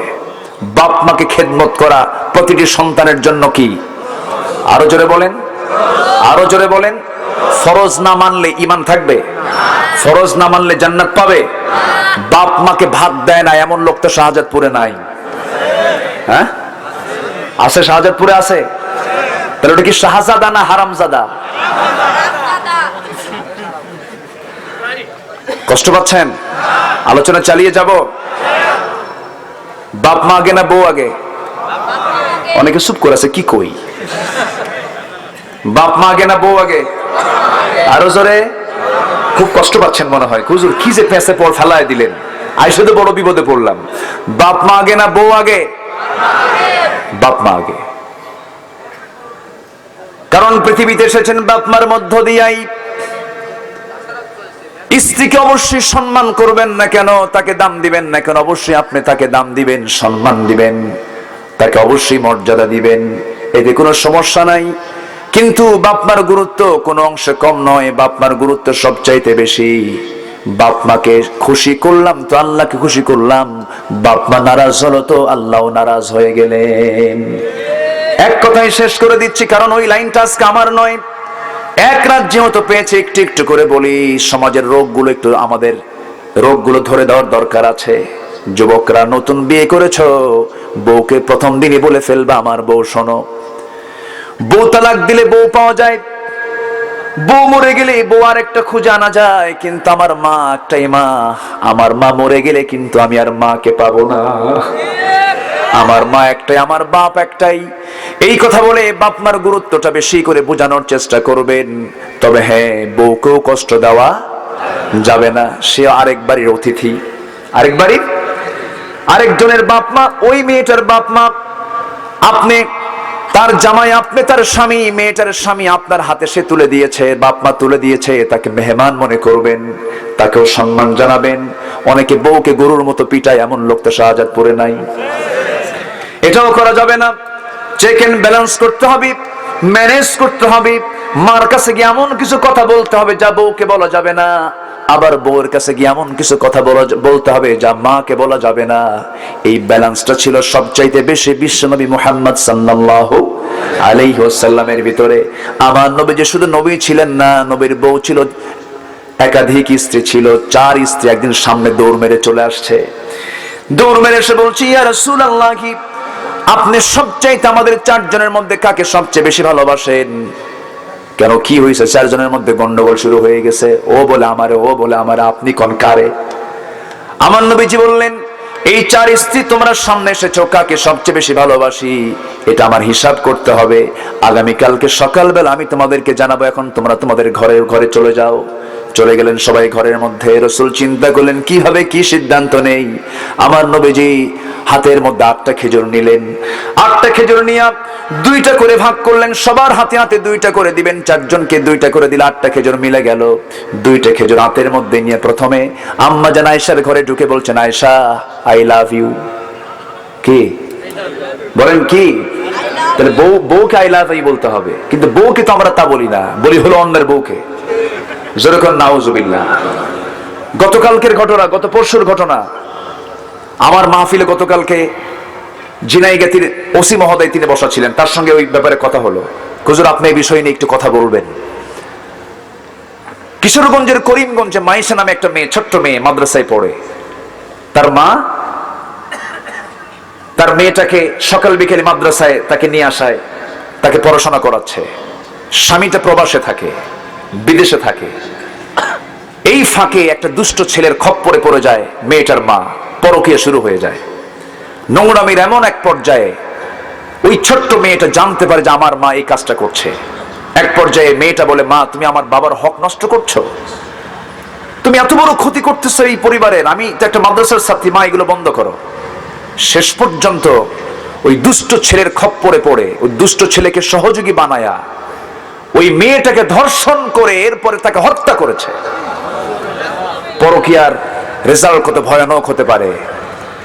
আজকে সেই নোংরামিগুলো সমাজে কমতেছে না বাড়তেছে? কমতেছে না বাড়তেছে? এগুলোর পেছনে সবচেয়ে বড় দায়ী হলো মিডিয়াগুলো। এই কলকাতার, ভারতের যে সমস্ত মিডিয়াগুলো আছে না, নাই বলেন তো, এই সমস্ত নাটক সিনেমাগুলো কম দায়ী নয়। এগুলো থেকে আমরা সন্তানদেরকে পরহেজ রাখবো। জোরে বলি ইনশাআল্লাহ, জোরে বলি ইনশাআল্লাহ। সম্মানিত ভাইয়েরা, একটু ভিন্ন লাইনের দিকে চলে গিয়েছিলাম, আসল লাইনের দিকে চলে আসি। আমরা কোন সূরা থেকে কথা বলতেছিলাম? কোন সূরা থেকে? আল্লাহ দুই না এক? আল্লাহর আগে কেউ আছে? আল্লাহর পরে কেউ আছে?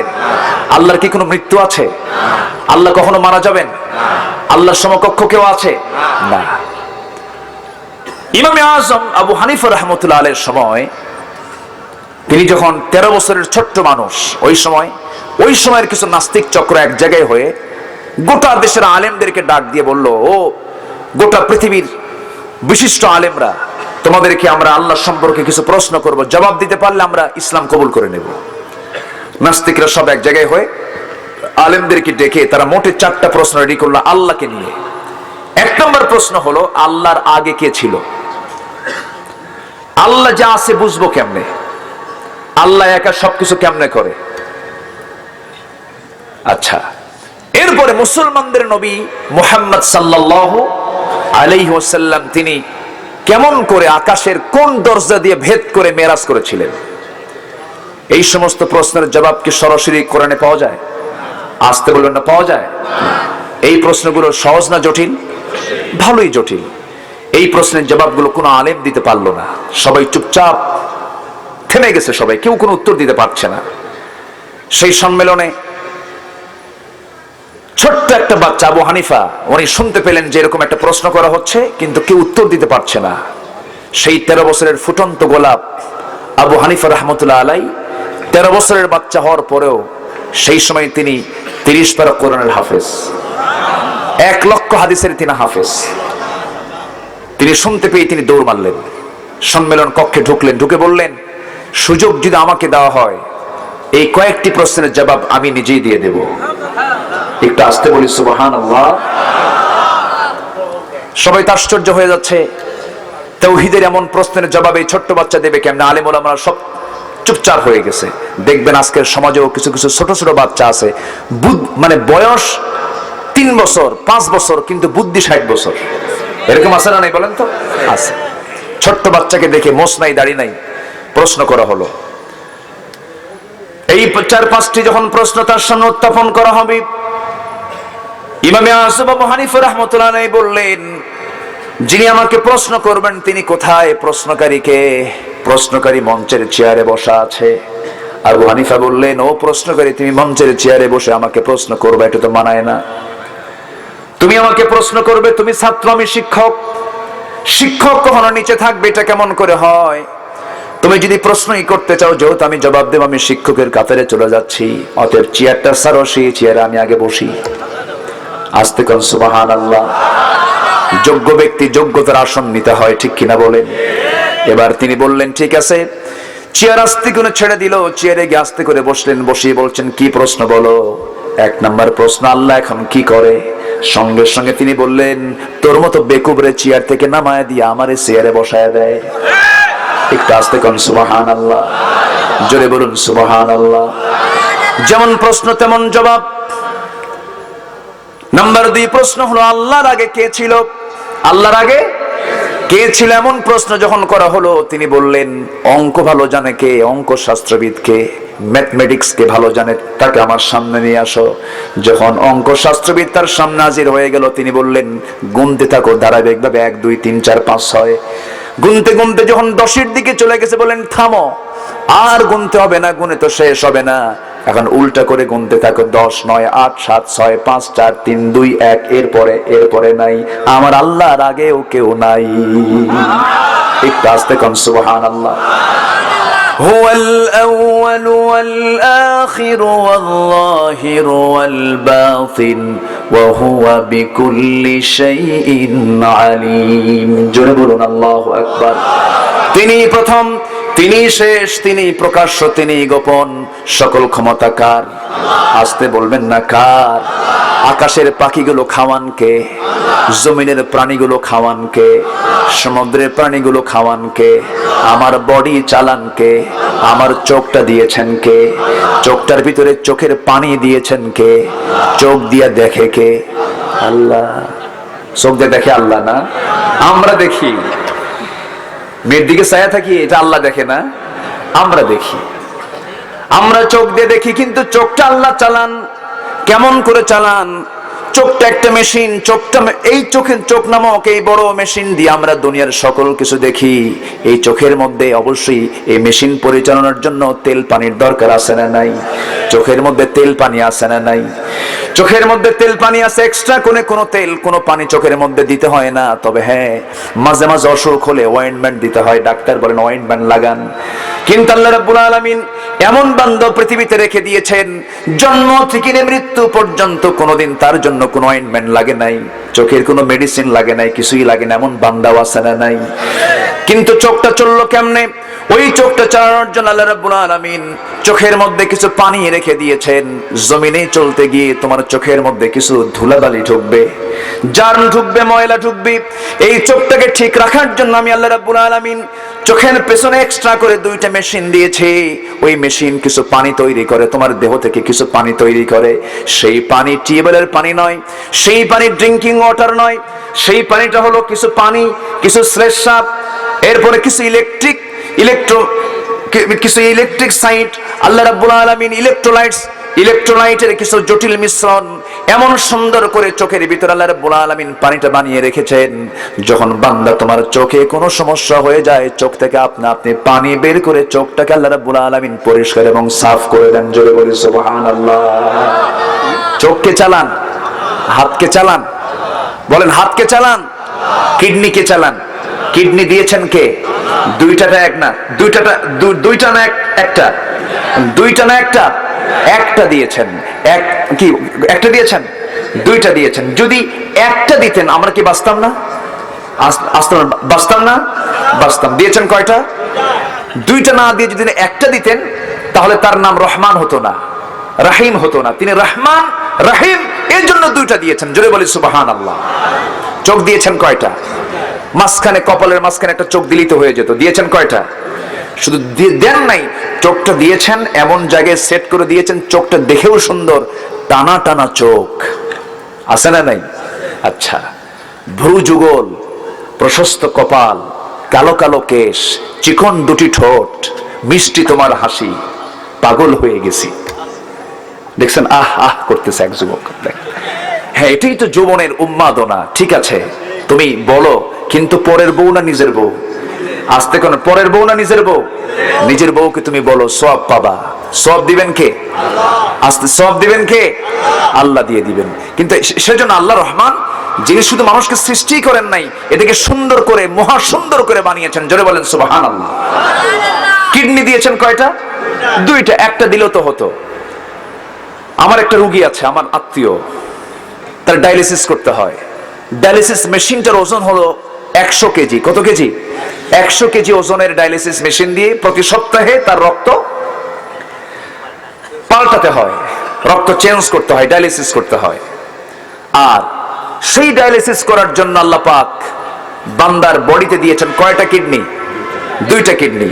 যে কিডনির যে কাজ, ওই কাজটা হচ্ছে ডায়ালিসিস মেশিনের। ডায়ালিসিস মেশিনের ওজন হলো 100 কেজি। আর আল্লাহ তাআলা যে কিডনি দুটো দিয়েছেন সেই কিডনি দুটোর ওজন হলো মাত্র 200 গ্রাম। একটু আস্তে করুন সুবহানাল্লাহ। মানে ওজনটা মনে হয় কম হয়ে গেছে নাকি? বেশি হলে ভালো হতো। 2 কিডনি যদি এরকম দুটো 200 কেজি হতো, আমি 70 কেজি, কিডনি 200 কেজি, তখন আমার চলতে হতো কি নিয়ে? চলতে পারতাম? আল্লাহু আকবার বলবেন না? যেরকম আল্লাহু আকবার। আল্লাযী খালাকাকা ফাসাওয়াকা ফাআদালাক। শুধু সৃষ্টি করেন নাই, লেভেল করেছেন, সমতা করেছেন, ব্যালেন্স করেছেন। জোরে বলি সুবহানাল্লাহ। এইজন্য তিনি কে? এইজন্য তিনি কে? আল্লাহ। তিনিই তো সেই আল্লাহ যিনি আমাকে সুন্দর করে বানিয়েছেন। সে আল্লাহকে আমরা চিনবো সবার আগে। জোরে বলি ইনশাআল্লাহ।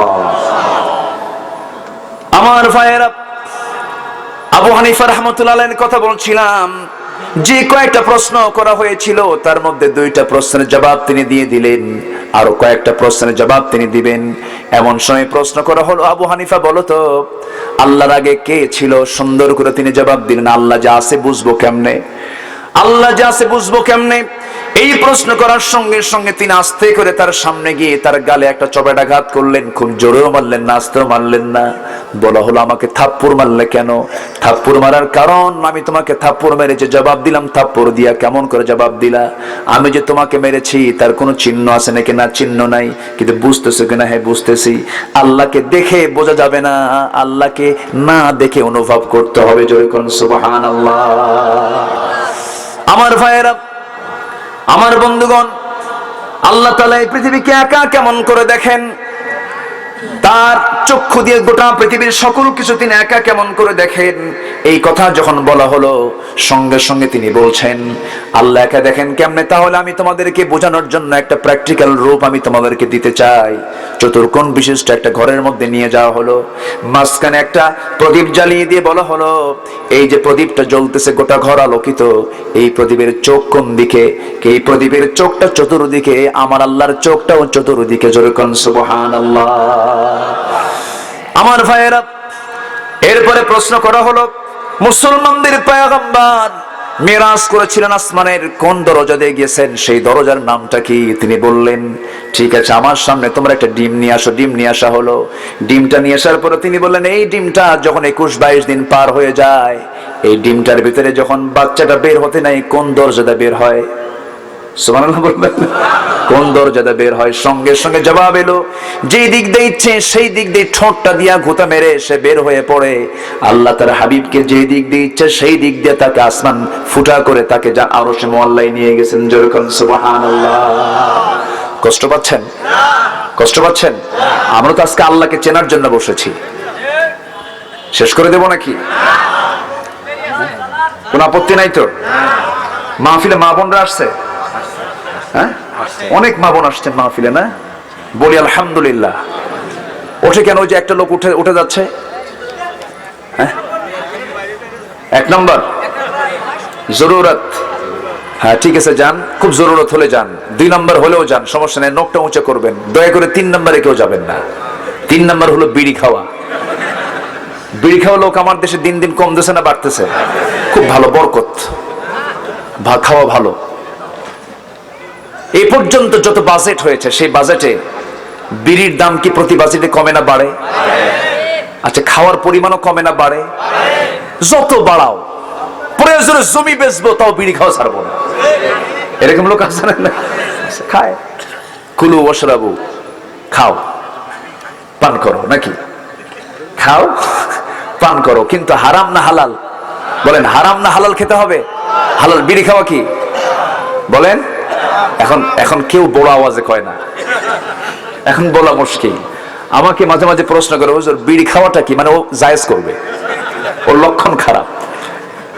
প্রশ্ন করবেন কেন আপনি? যেটা আপনার ভিতরে আপনার জীবনকে ক্ষতির দিকে নিয়ে যাচ্ছে, আপনার শরীরকে নষ্ট করে দিচ্ছে, আপনাকে বলে দিচ্ছে আপনি এটা খাবেন, আপনার হায়াত কমে যাবে, আপনার হৃদরোগের কারণ হয়ে যাবে, আপনার ক্যান্সার হবে, আপনার ধূমপান বিষপান, ধূমপান হৃদরোগের কারণ, ধূমপান যৌন রোগের কারণ, ধূমপান কত কি।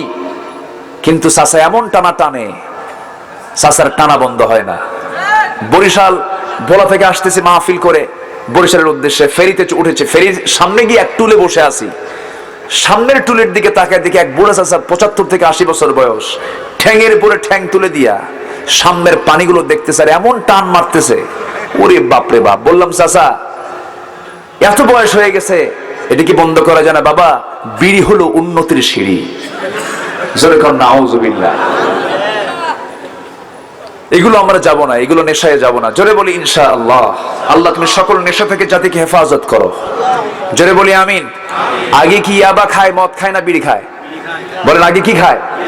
বিড়ি খায়। আগে কিন্তু ইয়াবার দিকে যায় না, আগে কিন্তু নেশার দিকে যায় না, আগে কি খায়? আগে টানাটানি, এরপরে ঢালাঢালি। এই জন্য টানাটানি বন্ধ করবো। জোরে বলি ইনশাআল্লাহ। আল্লাহ তুমি সবাইকে বোঝার তৌফিক দাও। সবাই বসুন, এখনো বহু আলোচনা পড়ে আছে। আমি আলোচনার একটা সূচনার পর্বেই আমি বলতে চলে, আমি যে আলোচনাগুলো মাথায় রেখেছি সূচনার দিকেই মনে হয় আমি আছি এরকম মনে হচ্ছে। দেখি আপনারা যদি আমাকে সময় দেন ফজর পর্যন্ত চালাবো। হ্যাঁ, থাকবেন আপনারা? দেখেন সবাই থাকবেন। আচ্ছা থাকবেন, আমি চলে যাবো না, কারণ আমার তো এক রাত না, আমার তো সব রাত, সব দিকে যেতে হয়। সম্মানিত ভাইয়েরা, তাহলে আমরা সবার আগে কাকে চিনবো? নামাজ বাদ দিয়া? আল্লাহকে চেনার একটা মাধ্যম আছে, নামাজ। আল্লাহকে চেনার একটা মাধ্যম কি আছে বলেন? নামাজ। নামাজ ফরজ করেছেন কে? কে ফরজ করেছেন? 1 ওয়াক্ত না 5 ওয়াক্ত? 5 ওয়াক্ত নামাজ পড়লে কাকে চেনা যাবে? আল্লাহকে চেনা যাবে। কেমন করে চেনা যাবে? রাসূলকে প্রশ্ন করা হলো, হে রাসূল নামাজটা আমরা কেমন করে পড়বো? রাসূল বললেন নামাজটা তুমি এমন ভাবে পড়বে যেন তুমি তোমার আল্লাহকে দেখতে পাচ্ছ। ওয়া ইল্লাম তাকুন তারাহু ফাইন্নাহু ইয়ারাক। তুমি যদি তোমার আল্লাহকে না দেখতে পাও, আল্লাহ তোমাকে অবশ্যই দেখছেন। এমন করে তুমি নামাজটা পড়বে। হুকুমটা কার? আসতে বলবেন না কার?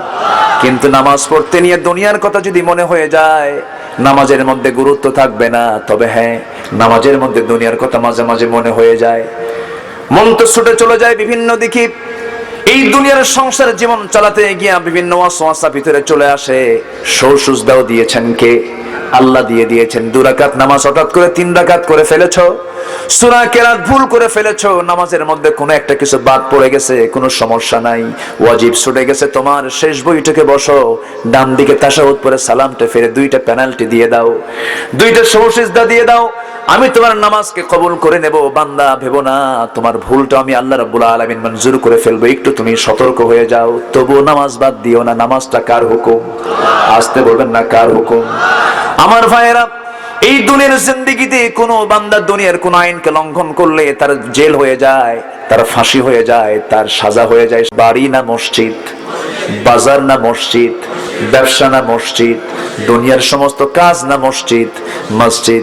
আযান হয়ে গেল, হাইয়া আলাস সালাত, হাইয়া আলাল ফালাহ, কদ কামাতিস সালাহ, কদ কামাতিস সালাহ।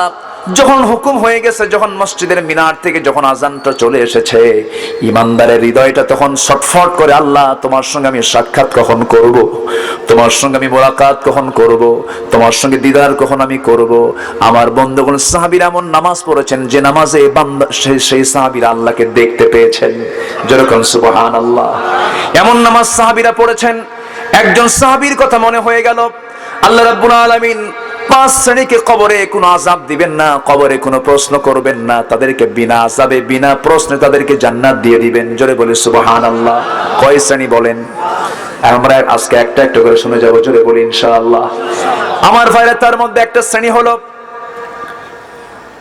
সেই শ্রেণীর কথা আমি বলতেছি, আলোচনার মধ্যেই চলে আসবে। আমার নবীজি 2 জন সাহাবীকে সীমান্ত প্রহরায় নিয়োগ দিয়ে দিলেন। বললেন, ও সাহাবীরা, তোমরা এই রাষ্ট্রের সীমানা তোমরা পাহারা দেবে। 2 জন সাহাবী দায়িত্ব পালন করলেন। 2 জন সাহাবী দায়িত্ব পালনরত অবস্থায় একজন সাহাবী বলছেন, ভাই আব্বাদ, ঘুম চোখে পাচ্ছে, ঘুমে চলে গেলাম, তুমি একটু পাহারা দাও। হযরত আম্মার ঘুমের মধ্যে চলে গেছেন। হযরত আব্বাদ তিনি নামাজে দাঁড়ায় গেছেন। খামাখা দাঁড়ায় থেকে লাভ নাই, শত্রু তো দেখি না। ওযু বানায় নামাজে দাঁড়ালেন, তাহাজ্জুদ নামাজ পড়তেছেন। প্রথম রাকাত যখন সূরা কেরাত পড়তেছিলেন, লম্বা লম্বা সূরা, লম্বা লম্বা কেরাত, এমন সময় দূর থেকে শত্রুপক্ষ তাকে দেখে ফেলে একটা তীর মেরে দিয়েছে। সেই তীরটা নামাজরত সাহাবী আব্বাদের ডান পায়ে লাগলো। ডান পায়ে লেগে ফিঙ্কি দিয়ে রক্ত পড়া শুরু হয়ে গেল। নামাজ তিনি ছাড়তেছেন না। রুকু করলেন ওই অবস্থায়, সেজদা দিলেন ওই অবস্থায়, দ্বিতীয় রাকাতে তিনি দাঁড়িয়ে গেলেন, আরেকটা তীর এসে তার বাম পায়ে লেগে গেল, সেখান থেকে দরদর করে রক্ত পড়া শুরু হয়ে গেছে। ঘুমন্ত সাহাবীর ঘুম ভেঙে যাওয়ার সঙ্গে সঙ্গে বলছেন, আব্বা তুমি কি করছো? শত্রু তোমাকে আক্রমণ করে বসেছে, তুমি কি লক্ষ্য করো নাই? সালাম নামাজ তিনি ছাড়লেন না, ওই অবস্থায় তিনি রুকু সেজদা করলেন, তাশাহুদ পড়লেন, দোয়া পড়লেন, মাসুরা পড়লেন, সালামটা শেষ করলেন। সালাম শেষ করে বলছেন, ভাই আমার যখন প্রথম তীরটা পায়ে লেগেছে সেই সময় টের পেয়েছে শত্রু আমাকে আক্রমণ করে বসেছে, নামাজ কেন ছেড়ে দিচ্ছ না তুমি? শত্রুকে তোমার মোকাবেলা করতে হবে, নামাজ তোমার সুযোগ তুমি অন্য সময় পাবে। তিনি বলছেন, হ্যাঁ ভাই এটা তো সঠিক মাসলা, ঠিক আছে আমি নামাজ অন্য সময় পড়ার সুযোগ পেয়ে যাব, কিন্তু নামাজের মধ্যে আমি এমন মজা পাচ্ছিলাম যেন আমি আমার আল্লাহকে দেখতে পেতেছি। একটু আস্তে কোন সুবহানাল্লাহ, জোরে বলুন সুবহানাল্লাহ। আমি যেন আমি আমার আল্লাহকে দেখতে পাচ্ছি। ও আল্লাহ, তোমাকে বাদ দিয়ে আমি কেমন করে ছেড়ে দেই, শেষ করে দেই? তোমার সঙ্গে আমার তো কথা তো শেষ হয় নাই। নামাজ পড়া মানে কার সঙ্গে কথা বলা? আসতে বলবেন না, কার সাথে কথা বলা? আল্লাহর সঙ্গে কথা বলা। সহিহ হাদিস, মুসলিম শরীফের হাদিস, যখন কোন বান্দা সূরা ফাতিহার একটা করে আয়াত বলে আলহামদুলিল্লাহি রাব্বিল আলামিন, সঙ্গে সঙ্গে আল্লাহ জবাব দিয়ে বলেন হামিদানি আবদি, বান্দা তুই আমার প্রশংসা করলি। আর রহমানির রহিম যখন বলে আল্লাহ বলেন আসনা আলাইয়া আবদি। মালিক ইয়াউমিদ্দিন যখন বলে আল্লাহ বলেন মাজ্জাদানি আবদি। এরপরে যখন বলে ইয়াকা না'বুদু ওয়া ইয়াকা নাস্তাঈন পর্যন্ত যখন বলে আল্লাহ বলেন বান্দারে তুই আমার কাছে কি চাস, প্রাণ খুলে চারে বান্দা। ইহদিনাস সিরাতাল মুস্তাকিম থেকে শুরু করে নিয়া ওয়ালাদ-দাল্লিন পর্যন্ত যখন বান্দা বলে তখন আল্লাহ বলেন বান্দা নামাজের মধ্যে এমন প্রেমের খেলা খেললি বান্দা, তুই যা চাইলি সব আমি আল্লাহ কবুল করলাম। ওই বান্দা যখন রুকুতে যায় আল্লাহ তখন অস্থির হন। ওই বান্দা যখন সিজদায় যাওয়ার জন্য প্রস্তুতি নাই, সমস্ত ফেরেশতাকে ডাক দিয়ে বলেন, ও ফেরেশতারা এই বান্দাগুলো আমাকে দেখলো না, রাসূলকে দেখলো না, কোরআনকে দেখে হাদিসকে বিশ্বাস করে আমাকে খুশি করার জন্য তার সবচেয়ে সম্মানজনক জায়গা সিজদা আমাকে দেওয়ার জন্য, আমার তার মস্তক আমাকে দেওয়ার জন্য কিভাবে সঁপিয়ে দিচ্ছে।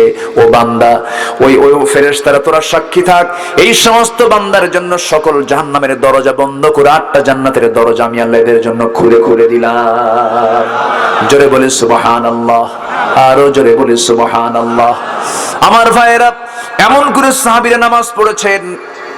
আরেকজন সাহাবীর কথা কে না জানেন, সাইয়েদনা আলীর কথা বলছিলাম। আলী যখন নামাজ পড়তেন খুব মনোযোগ দিয়ে পড়তেন, রাসূল তার নামাজকে খুব পছন্দ করতেন। নামাজের মধ্যে তিনি এত মনোযোগী ছিলেন, সেই মনোযোগী সাহাবী হযরত আলী জিহাদের ময়দানে যাওয়ার পর পায়ের মধ্যে তীর বিদ্ধ হয়ে যায়, সেই তীরটা কেউ বের করতে পারে না।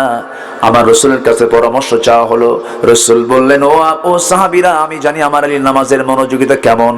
স্বাভাবিকভাবে তোমরা তার নামাজে তাকে তার স্বাভাবিকভাবে তার পা থেকে তোমরা টান মেরে তীরটা বের করতে তোমরা পারবে না। তবে হ্যাঁ, আমার আলী যখন নামাজে দাঁড়াবে আমি বুঝতে পারি আমার আলীর নামাজের মধ্যে তোমরা নামাজুদ অবস্থায় তার পা থেকে তীরটা টান মারতে পারবে। সে টের পাওয়ার কথা না। জোরে কোন আল্লাহু আকবার। হযরত আলী নামাজে দাঁড়ায় গেলেন, সেই তীর বিদ্ধ পা থেকে সাহাবীরা নবীর পরামর্শ নিয়ে নামাজের মধ্যেই তীরটা যখন টেনে টেনে বের করছিলেন, সহিহ বর্ণনা, যখন তীরটা টান মেরে বের করতেছিলেন, তীর যখন ঢোকে সহজেই ঢুকে যায়, কিন্তু বের হওয়ার সময় সহজে বের হয় না। আংটা থাকে উল্টা দিক থেকে, সহজে বের হতে চায় না। যখন টেনে টেনে যখন তীরটা বের করা হচ্ছিল, গোশতগুলো সিরে সিরে আসে, রক্তগুলো গড়ে গড়ে পড়ছে। আলীর মুখ থেকে বিন্দু পরিমাণ কোনো আওয়াজ নামাজের মধ্যে বের হয় নাই। একটু আস্তে বলেন সুবহানাল্লাহ, আরো জোরে বলুন সুবহানাল্লাহ। নামাজটা হবে সময় নেওয়া সময়ে, বলেন নামাজটা হবে সময় নেওয়া সময়ে, তাড়াতাড়ি না আস্তে আস্তে। সময় কম নিয়ে না বেশি নিয়ে আমরা নামাজটা পড়বো, সুন্দর করে নামাজ পড়বো। যার নামাজটা সুন্দর হয়ে যাবে আল্লাহর সঙ্গে তার দিদারটাও সুন্দর হয়ে যাবে। যার নামাজটা সুন্দর তার ঈমানটাও সুন্দর। আমার বন্ধুগণ, 2019 সালে সর্বশেষ হজে গিয়েছিলাম। 2019 সালের দিকে মদিনার মসজিদে নামাজ পড়তে গেছে, আম্মাকে নিয়ে, বউকে নিয়ে গেছে, মেয়েদের সাইডে রেখে দিয়ে নামাজে দাঁড়ায় গেলাম। প্রথম তাকবীরে ধরতে পেরেছি, নামাজ শুরু হয়ে গেল। 2 রাকাত নামাজ ফজরের পড়লাম। বুড়া ইমামের পিছনে যে ইমাম সাহেবের বয়স 90 বছর পার হয়ে গেছে। নামাজ শেষ করলাম, 2 রাকাত সালামটা যখন ফিরলাম, ঘড়ির দিকে তাকায় দেখি 2 রাকাত নামাজ শেষ করেছেন ইমাম সাহেব 29 মিনিটে। আলহামদুলিল্লাহ বলবেন না? কত মিনিট? 29 মিনিট, যদি 29 মিনিট আমাদের কাছে মনে হয়, টাইমটা মনে হয়, কিন্তু যখন কোন বান্দা কোরআনটা বুঝবে, হাদিসগুলো বুঝবে, আল্লাহর সঙ্গে প্রেমটা গভীর হয়ে যাবে, তার কাছে পৃথিবীর সবচেয়ে প্রিয় কাজ হবে নামাজ, নামাজ, নামাজ, নামাজ। জোরে কোন সুবহানাল্লাহ। আমার ভাইয়েরা, জান্নাতি বান্দারা কবরের মধ্যে নামাজের জন্য আহ্বান করবে, নামাজ হবে তার সবচেয়ে প্রিয় কাজ। আমার আপনার সবসময় চিন্তা হবে 5 ওয়াক্ত নামাজ একা না জামাতে? আসতে বলবেন না, একা না জামাতে? নামাজের মধ্যে আমরা বলবো কোন সূরা সবচেয়ে বেশি? সূরা ইখলাসটা বেশি করে বলবো। আমার নবীজি একজন ইমাম নিযুক্ত করলেন, সাহাবীরা তার পিছনে নামাজ পড়েন। প্রত্যেকটা ওয়াক্তে ওই সাহাবী শুধু সূরা ইখলাস দিয়ে নামাজ পড়ান। আজকের আলোচনা কোন সূরা দিয়া? শুধু সূরা ইখলাস দিয়ে নামাজ পড়ান। নামাজ শুধু একটা সূরা দিয়ে তিনি ধরেন, একটা সূরা দিয়ে শেষ করেন। সাহাবীরা নবীর কাছে রিপোর্ট করছেন, ইয়া রাসূলুল্লাহি, ইয়া হাবিবাল্লাহি, এমন ইমাম দিছেন সূরা ইখলাস ছাড়া আর কোনো সূরাই পারে না। আমার নবীজি বললেন, সাহাবীকে নিয়ে আসো। সাহাবীকে নিয়ে আসার পর বলছেন, সাহাবী, প্রত্যেকটা ওয়াক্তে নাকি তুমি সূরা ইখলাস দিয়ে নামাজ শেষ করে ফেলার কারণটা কি? সঙ্গে সঙ্গে তিনি কেঁদে কেঁদে বলছেন, ইয়া রাসূলুল্লাহ, গোটা কোরআন পড়ে পড়ে আমি যতটুকু বুঝতে পারি, আমার আল্লাহকে মনে হয় খুশি করার জন্য সবচেয়ে উত্তম সূরা হলো সূরাতুল ইখলাস।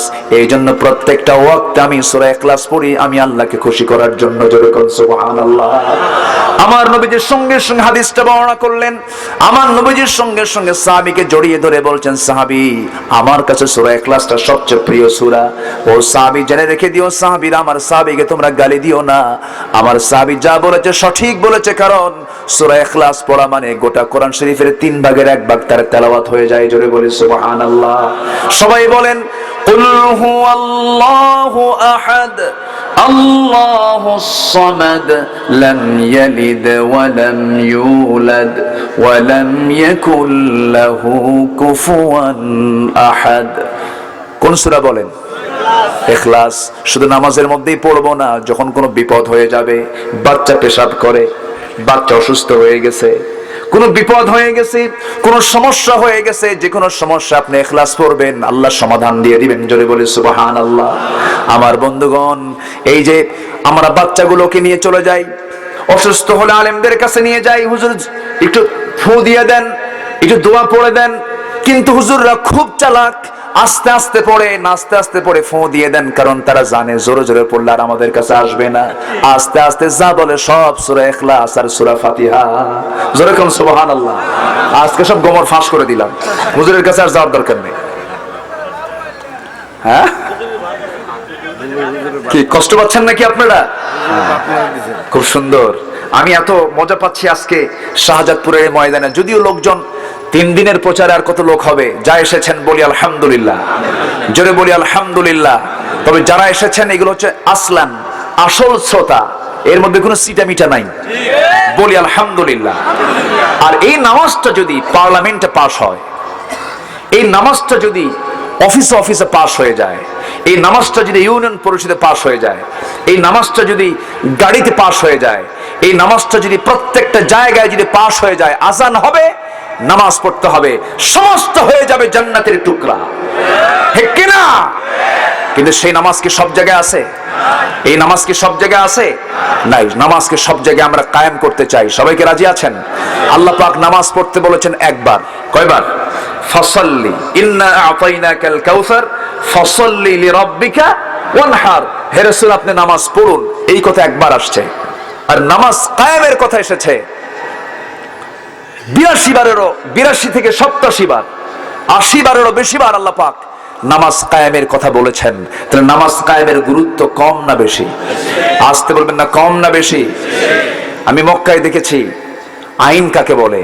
আজান হয়ে গেছে, কোনো কথা নাই, যখন টান পড়েছে আল্লাহু আকবার, এই টান যখন দিয়েছে, সঙ্গে সঙ্গে বলতেছে কেনা বেচা বন্ধ। কোটি কোটি টাকা দামের সোনার দোকান, তালাও মারা লাগে না, চোর তো নাই। চোর কি করে? কি কেটে দেয়? হাত কেটে দেয়। চোরও নাই, কোনো শাটার লাগাতে হয় না, তালাও মারতে হয় না, থুইয়া সোজা মসজিদের দিকে চলে যাচ্ছে। এমন পরিবেশকে আমার দেশে দেখতে চাই আমরা? আস্তে কোন কোন দেখতে চাই? এই আইন তো পাশ হবে বেনামাজি দিয়া নাকি? হ্যাঁ, কি দিয়ে পাশ হবে? নামাজি লোকের দরকার কম না বেশি? আজ নামাজি লোকের দরকার কম না বেশি? আর সেই বেনামাজি আলেমদের ভুল ধরতে চায়। এরকম কিছু বেনামাজি আছে না নাই? ইসলামটা কার? ইসলামটা কার? ইসলাম কি কোনো ব্যক্তির? ইসলাম কি দুনিয়ার কোনো লোকের তৈরি করা? ইসলাম কার? ইসলাম থাকবে সব জায়গায়। ইসলাম এই জায়গায় থাকবে, এখানে থাকবে না, ওখানে থাকবে না, এখানে থাকবে। তুমি বলার কে? জুতা পেটা করা দরকার এদেরকে।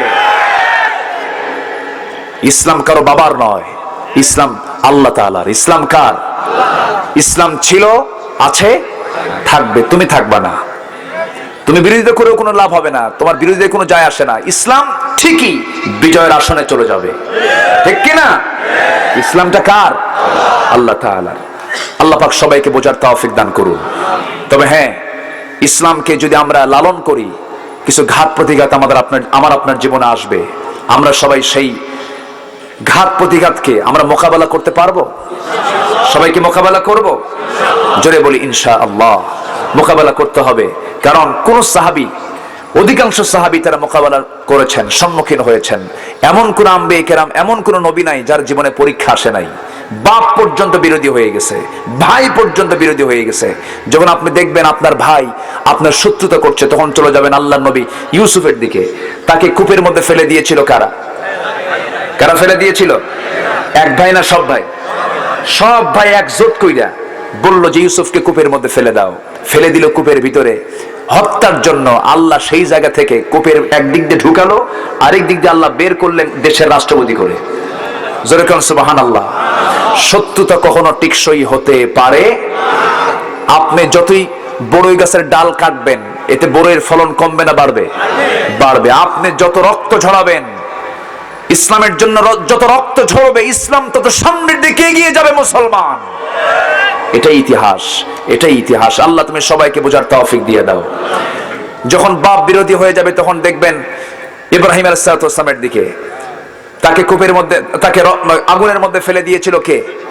নিজের বাবা আজর। এই যে কত সুন্দর করে বলতেছে, নিজের বাবা কে? আজর। নিজে চরকিতে করে দিল আগুনের মধ্যে ফেলে, নিজের বাবা হয়ে। তাহলে নিজের বাবাও যদি বিরোধী হয়, তার এক্সাম্পল আমাদের সামনে আসে না নাই? ভাই যদি বিরোধী হয়, তার এক্সাম্পল আসে না নাই? অসুখ বিসুখ হয়েছে, হতাশ হওয়া যাবে? ধৈর্য হারা হওয়া যাবে? নবীদের অসুখ হয় নাই? 18 বছর রোগ ছিল একজন নবীর, গোটা দেহে ঘা হয়ে গিয়েছিল। কে? কখনো কি মন খারাপ করেছেন? বাচ্চা হয়ে বারবার মারা যায়। কিছু কিছু মহিলাকে আল্লাহর চোখ আসলেই কানা। যেরকম নাউজুবিল্লাহ। এগুলো বলার মহিলা আছে না নাই? আম্মা, আজকে যারা মাহফিলে এসেছেন, আপনাকে হতে হবে আসিয়ার মতো। আসিয়া কি মোকাবেলা করেছেন? তার স্বামী কি ভালো না খারাপ? শুধু খারাপ না, মহা খারাপ। হ্যাঁ, এমন স্বামী পৃথিবীতে আর কেউ পাবে? এত জঘন্য, এত নিকৃষ্ট, নরাধম ফেরাউন ছিল তার স্বামী। কি পরীক্ষা তার জীবনে এসেছিল। আসিয়া আলাইহিস সালাতু ওয়াস সালাম তিনি বললেন, ফেরাউন তুমি তোমাকে রব বলতে বলো। আমার রব তো তিনি, যিনি ঘুমান না, যিনি তন্দ্রা যান না। তিনি কে? তিনি এক না দুই? তিনি এক, লা শারীক, কুল হুয়াল্লাহু আহাদ। তুমি সে আল্লাহকে বলতে বলো, অসম্ভব ব্যাপার, আমি বলবো না। ফেরাউন বলল, আসিয়া রাজরানী বানালাম, এত মর্যাদা দিলাম, এত ক্ষমতা দিলাম, এত কিছু সম্মানজনক পদ তোমাকে অলংকৃত করলাম, তুমি আমাকে ভুলে যাচ্ছ? তুমি কি জানো এটার ভয়াবহ পরিণতি কি পরিমাণ পর্যন্ত হতে পারে? আসিয়া মুস্কি মুস্কি হাসি মেরে বলেন, আমার স্বামী হয়তো মরেই যাব, জান্নাতের অপেক্ষায় আছি। একটু আস্তে কোন সুবহানাল্লাহ। শেষ পর্যন্ত আসিয়া আলাইহিস সালাতু ওয়াস সালাম স্বামীর মুখোমুখি হয়ে গেলেন, ঈমানকে বিক্রি করলেন। আল্লাহু আকবার বলেন। আজকের সমাজে ঈমান বিক্রি করার মতো কিছু লোক আছে না নাই? খালি জি হ্যাঁ জি হ্যাঁ আছে না? না আছে। এরকম করা যাবে না। তিনি বললেন যে আসিয়া বলেন, স্বামী তুমি কি করবা করো। বলতেছে তোকে দুনিয়া থেকে বিদায় করব। কে? তো সাধারণ ব্যাপার, আমি জান্নাতের অপেক্ষায় আছি। সুবহানাল্লাহ, যেরকম সুবহানাল্লাহ। ইবনে কাসির এসেছে, আসিয়া আলাইহিস সালাতু ওয়াস সালাম কি ফেরাউন করলো কি? মন্ত্রিসভার বৈঠক ডেকে নিয়ে নিজের বউয়ের বিরুদ্ধে আইন পাশ করে নিল। বলল, আমার বউ হলে কি হবে, আমি ওকে আজকে দুনিয়া থেকে বিদায় করে ফেলবো। সিদ্ধান্ত পাশ হয়ে গেছে। নিজের বউয়ের বিরুদ্ধে আইন পাশ করে রাইনিয়া এবার করলো কি? হত্যার জন্য জল্লাদ রেডি করে ফেললো। নির্মম পাশবিক কায়দায় তাকে দুনিয়া থেকে বিদায় করা হচ্ছে। লোহার চিরুনি এনে এক পর্যায়ে মাথা থেকে চামড়াগুলো টেনে টেনে নিয়ে আসা হচ্ছিল। আমার বন্ধুগণ, মানুষকে গুলি করলে চট করে মরে যায়, গলায় ছুরি দিয়ে মেরে ফেললে চট করে মরে যায়, কিন্তু কি পাশবিক কায়দায় মাথার চামড়া যখন টেনে টেনে নিচের দিকে নিয়ে আসা হয়, আসিয়ার মুখ থেকে কোনো কথা বের হয় না, বের হয়েছে লা ইলাহা ইল্লাল্লাহ। বলেন লা ইলাহা ইল্লাল্লাহ, লা ইলাহা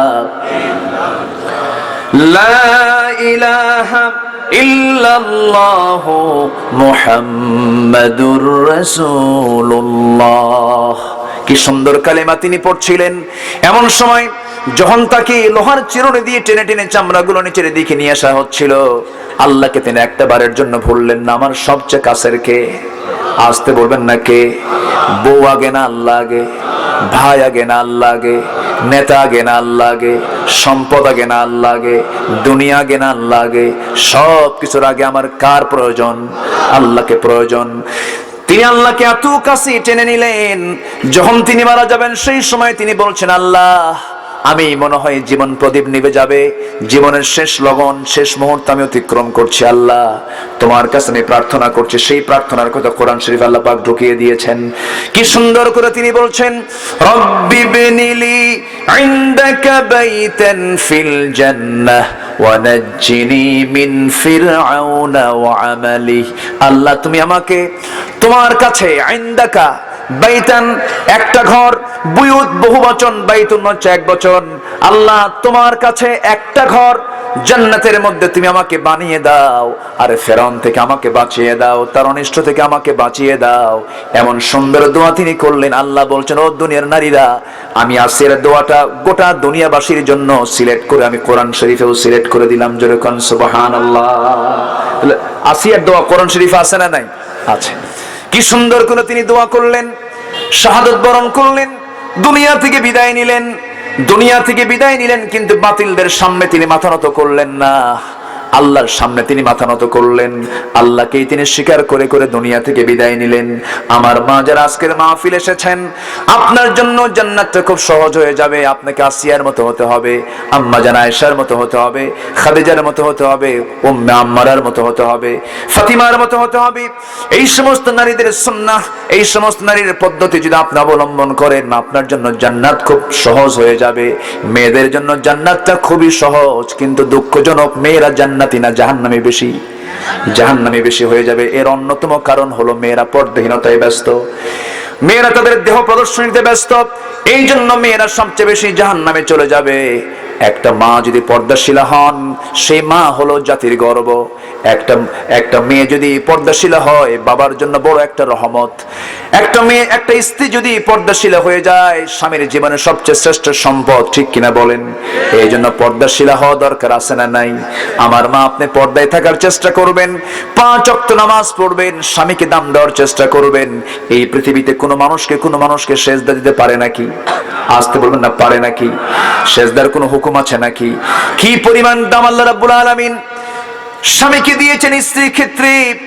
রাসূল বলছেন, ও দুনিয়ার নারীরা শোনো, পৃথিবীতে যদি কোনো সেজদার হুকুম থেকে যেত, একজন যদি আরেকজনকে সেজদার হুকুম যদি আল্লাহ পাক অর্ডার দিতেন, প্রত্যেক স্ত্রী তার স্বামীকে সকাল সন্ধ্যা সেজদা দিত। এর মানে বোঝা গেল স্বামী কত সম্মানের বিষয়। স্বামী আপনার জীবনের জন্য বড় অহংকার। স্বামীকে আপনি মূল্যায়ন করবেন, স্বামীকে আপনি দাম দেওয়ার চেষ্টা করবেন, এই বিষয়টা খেয়াল করবেন। আর আমার পুরুষ ভাইদেরও বলি, আপনার জীবন যৌবন পাহারা দেয় আপনার বউ। আপনার বউকে আপনার সম্মান করতে হবে। হুন্না লিবাসুল লাকুম ওয়া আনতুম লিবাসুল লাহুন্না। সে তোমার পোশাক, তুমি তার পোশাক। এমন সুন্দর করে যদি চলতে পারো, দুনিয়াটাও তোমার জন্য জান্নাত হয়ে যাবে। যেরকম সুবহানাল্লাহ। ইসলাম মানলে শান্তি আছে না নাই? আসতে বলুন না, শান্তি আছে না নাই? আছে। কিন্তু সেই পর্দা না থাকার কারণে আজকে শিশু পার্কগুলো দখল, কলেজের ক্যাম্পাসগুলো দখল, বড় বড় পার্কগুলো দখল। সেই জায়গায় সব বসে থাকে স্বামী স্ত্রী, না বয়ফ্রেন্ড গার্লফ্রেন্ড? কারা বসে থাকে? Boyfriend girlfriend. এটা কি জায়েজ না হারাম? আসতে বলুন, জায়েজ না হারাম? আসতে বলুন, জায়েজ না হারাম? যুবক যখন একটা যুবতীর সঙ্গে হাঁটে, তখন বলা হয়, এই ছেলে এটা কে? কি শি ইজ মাই গার্লফ্রেন্ড। থাপ্পড় দিয়ে একটা দাঁত ফেলে দেওয়া দরকার। ঠিক কিনা বলেন? গার্লফ্রেন্ড আবার বলে যার জীবনে গার্লফ্রেন্ড নাই তার তো জীবনটাই বৃথারে। যেরকম নাউজুবিল্লাহ, এগুলো এগুলো কিছু কথা আছে না নাই? আছে না। একটা নারী কখনো, একটা মেয়ে কখনো ছেলের বন্ধু হতে পারে না, কখনো নয়। কারণ দৈহিক চাহিদা এখানে আছে না নাই? আসতে বলবেন না, আছে না নাই? দেহের টান আছে না নাই? আছে। কখনো বন্ধু হতে পারে না। ছেলে মেয়ের কখনো বন্ধু হতে পারে না। ছেলে ছেলে বন্ধু হতে পারে, মেয়ে মেয়ে বান্ধবী হতে পারে, কিন্তু ছেলে মেয়ে কখনো বন্ধু হতে পারে না। অর্থাৎ সিগালের কাছে যদি মুরগি বর্গা দিয়ে বলেন সিগাল কখনো মুরগি খাবি না, সিগাল হাজার ওয়াজ শুনলে কি ও কি ওয়াজ মানবে? বলেন ও কি ওয়াজ মানবে? মানবে না। এক কথায় আমি শেষ করে দিলাম। আল্লাহ তুমি সবাইকে বোঝার তৌফিক দিয়ে দাও। জোরে বলি আমিন। আজকে ঘড়ি যে এত ঘুরতেছে কেমনে কিছুই বুঝলাম না। 12টা বাজলো কখন কিছুই টের পেলাম না। আলোচনা চালাবো? হ্যাঁ, আরো চালাবো? আরো চালাবো? জোরে বলি ইনশাআল্লাহ। তাহলে আলোচনা চলুক, সমস্যা নাই, আমিও আছি। হ্যাঁ, ফজর নামাজ পড়াবো জানাজা সহ।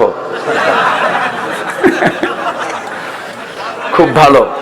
এই মাহফিল কেটেই প্রথম না এখানে আপনাদের উদ্যোগে, আপনাদের এই উদ্যোগ, হঠাৎ উদ্যোগ। এই মাহফিল শুরু হলো, আগামীতে হবে এই মাহফিলের চিত্র হবে, আগামীতে গোটা মাঠ ভরে যাবে ইনশাআল্লাহ।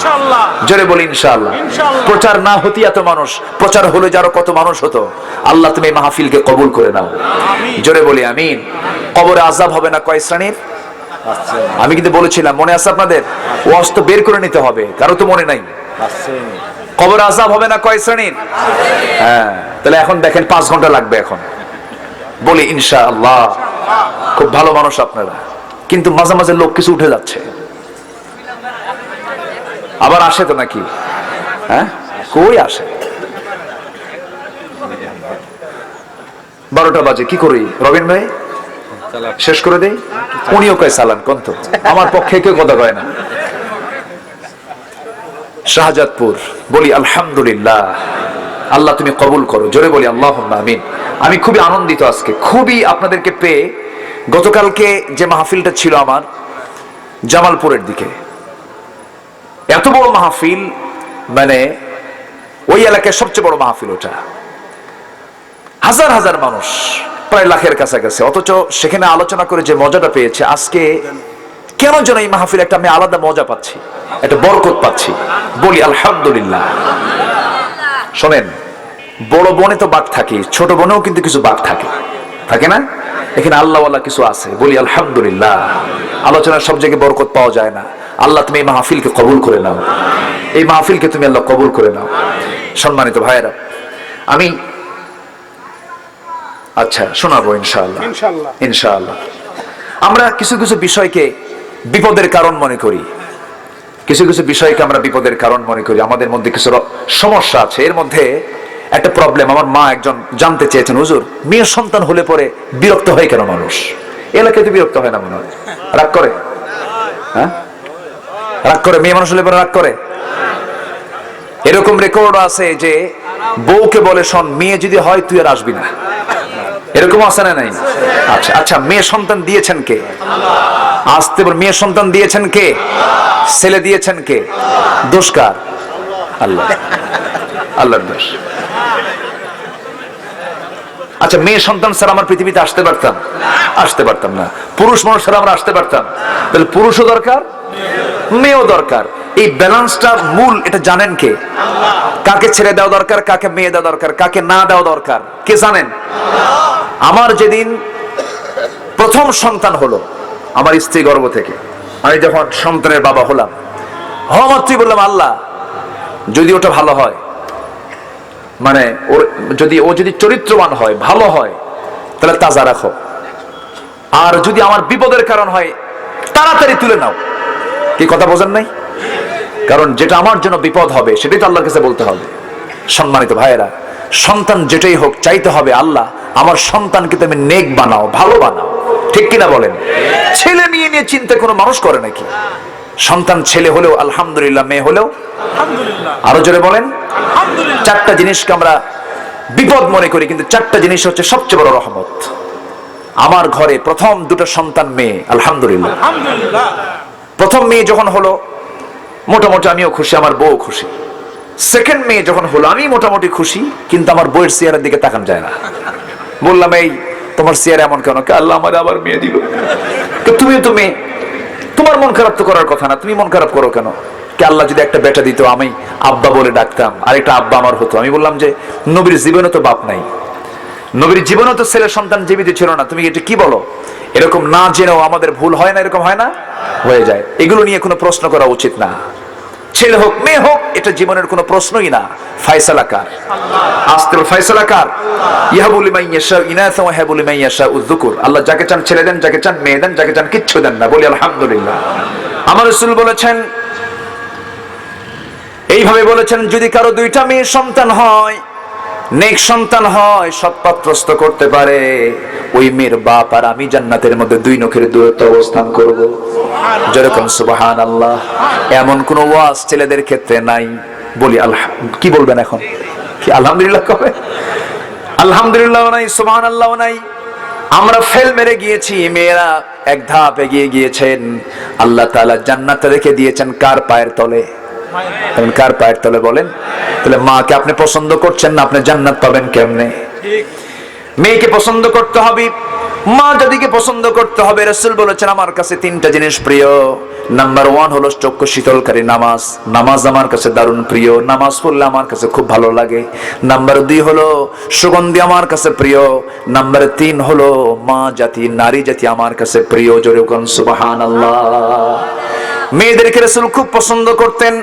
বাজারে গেলে পরে মেয়ের জন্য আগে বাজার করতে বলতেন, নিজেও বাজার আগে মেয়ের জন্য করতেন। কারণ মেয়ে থাকবে না আমার বাড়ি, একদিন স্বামীর ঘরে চলে যাবে, ছেলে তো আমার বাড়িতে থাকবেই। অতএব বাজার শুরু করব ছেলেদের জন্য আগে, না মেয়েদের জন্য আগে? কাদের জন্য আগে? আমি তো আমার মেয়েকে দিয়ে দেবো অন্যের বাড়িতে, অতএব তার জন্য বেশি করে বাজার করা দরকার। নবীদের কি সুন্দর সিস্টেমটা ছিল। মেয়েকে রাসূল খুব পছন্দ করতেন সেই যুগে, যে যুগে মেয়েদের কোনো দাম ছিল না, মেয়েদেরকে জীবন্ত পুঁতে হত্যা করত। সেই যুগে রাসূল বললেন, যার ঘরে 3টা মেয়ে তার জন্য পৃথক 3টা জান্নাত। জোরে বলি সুবহানাল্লাহ। নাম্বার 2 হলো মেহমান। নাম্বার 2 কি? মেহমানকে আমরা অনেকই বিপদ মনে করি। মেহমান আসলেই মনে করি আল্লাহ কখন চলে যাবে, কিন্তু না না, আল্লাহর কসম করে বলি, কোন মেহমান যখন বাড়িতে চলে আসে, মেহমান তার রিজিক নেই, তার বাড়িতে আসে, তার জন্য কোনো খরচ হয় না, তার জন্য কোনো ক্ষতি হয় না, বরঞ্চ মেহমান যার বাড়িতে যত বেশি, তার বাড়িতে তত বরকত বেশি। একজন সাহাবীর কথা মনে হলো, হযরতে তালহা রাদিয়াল্লাহু তাআলা আনহু। এই সাহাবী খুব গরীব সাহাবী ছিলেন। 3 মাস ধরে বাজার নাই, বাজার করতে যাবেন, 3 মাস ধরে বাজার করা হয় না বাড়িতে। বউ বলছে, আমার স্বামী গো, 3 মাস ধরে বাজার নেই, আজকে একটু বাজার করে আনেন, টাকা কই পাবো? আপনি আমাকে টাকা রাখতে বলেছেন, কিছু টাকা আমি রেখেছি, আবার আপনাকে কিছু দিয়েছি, কিছু টাকা জমে গেছে, সেই জমানো টাকা তার হাতে তুলে দিয়ে বলছেন, আপনি আজকে কিছু বাজার করে নিয়ে আসেন, কিছু খাবো সন্তানদের নিয়ে। বাজারের জন্য ব্যাগ হাতে নিয়ে তিনি রওনা দিয়েছেন। আজান যখন হয়ে গেছে, বাজার আগে না নামাজ আগে?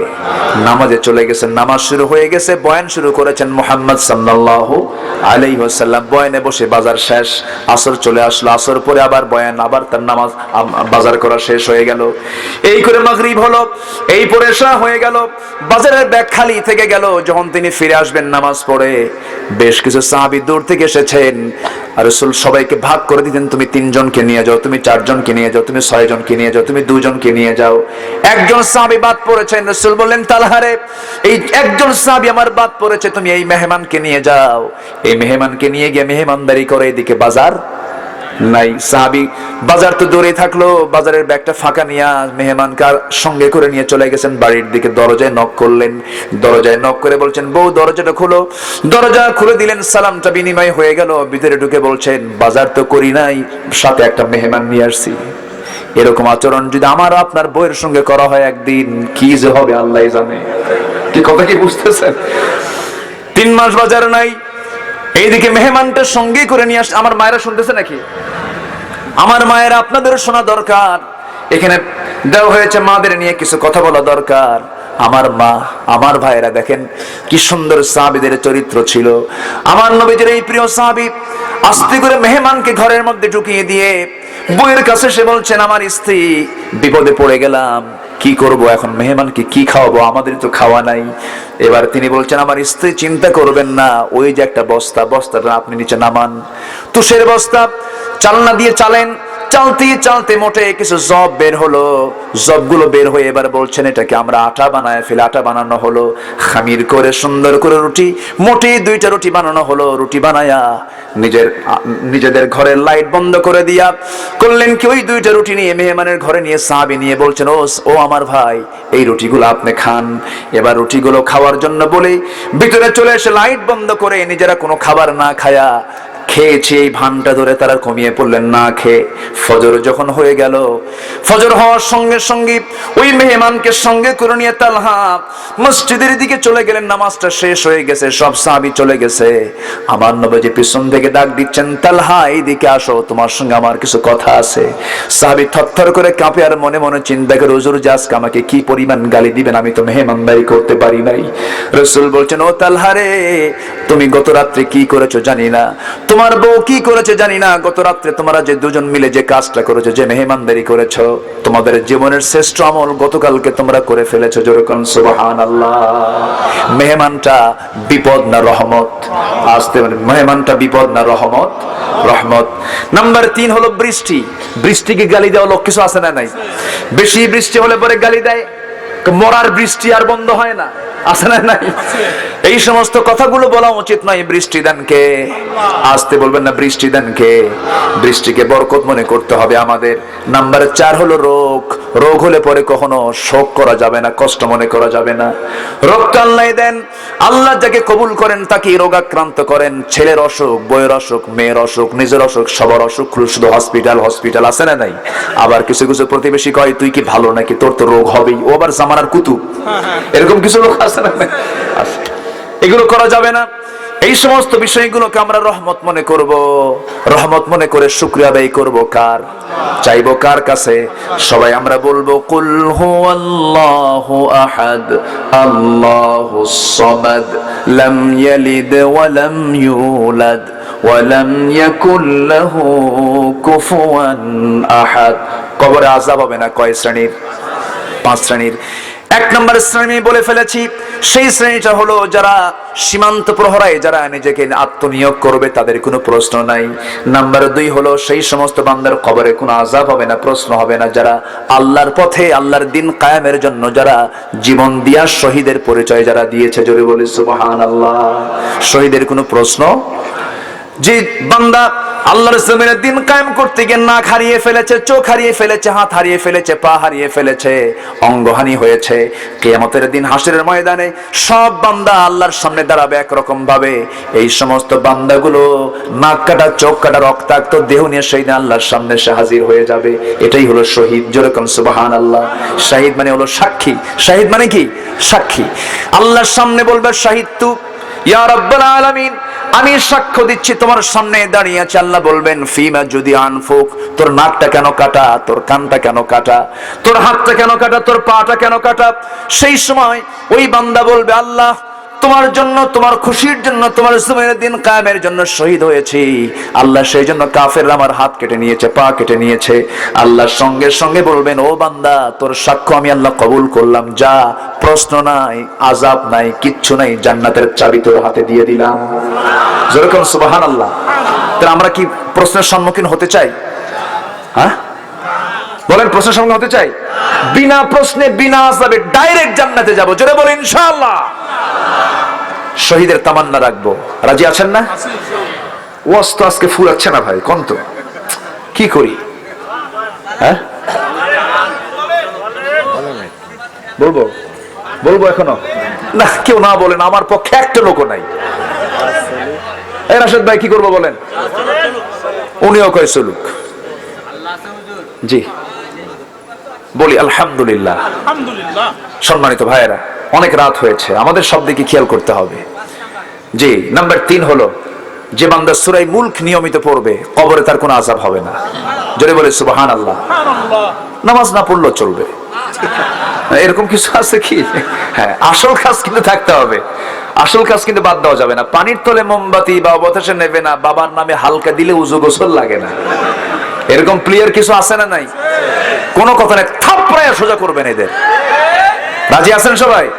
এগুলো দুষ্ট, এগুলোর ধারে পাশে যাবেন না। ওদের কোরআন নাকি 90 পারা, আছে না? এগুলো আছে না? আছে কিছু আছে, কিন্তু এগুলো দরবার কিছু আছে আমার দেশে।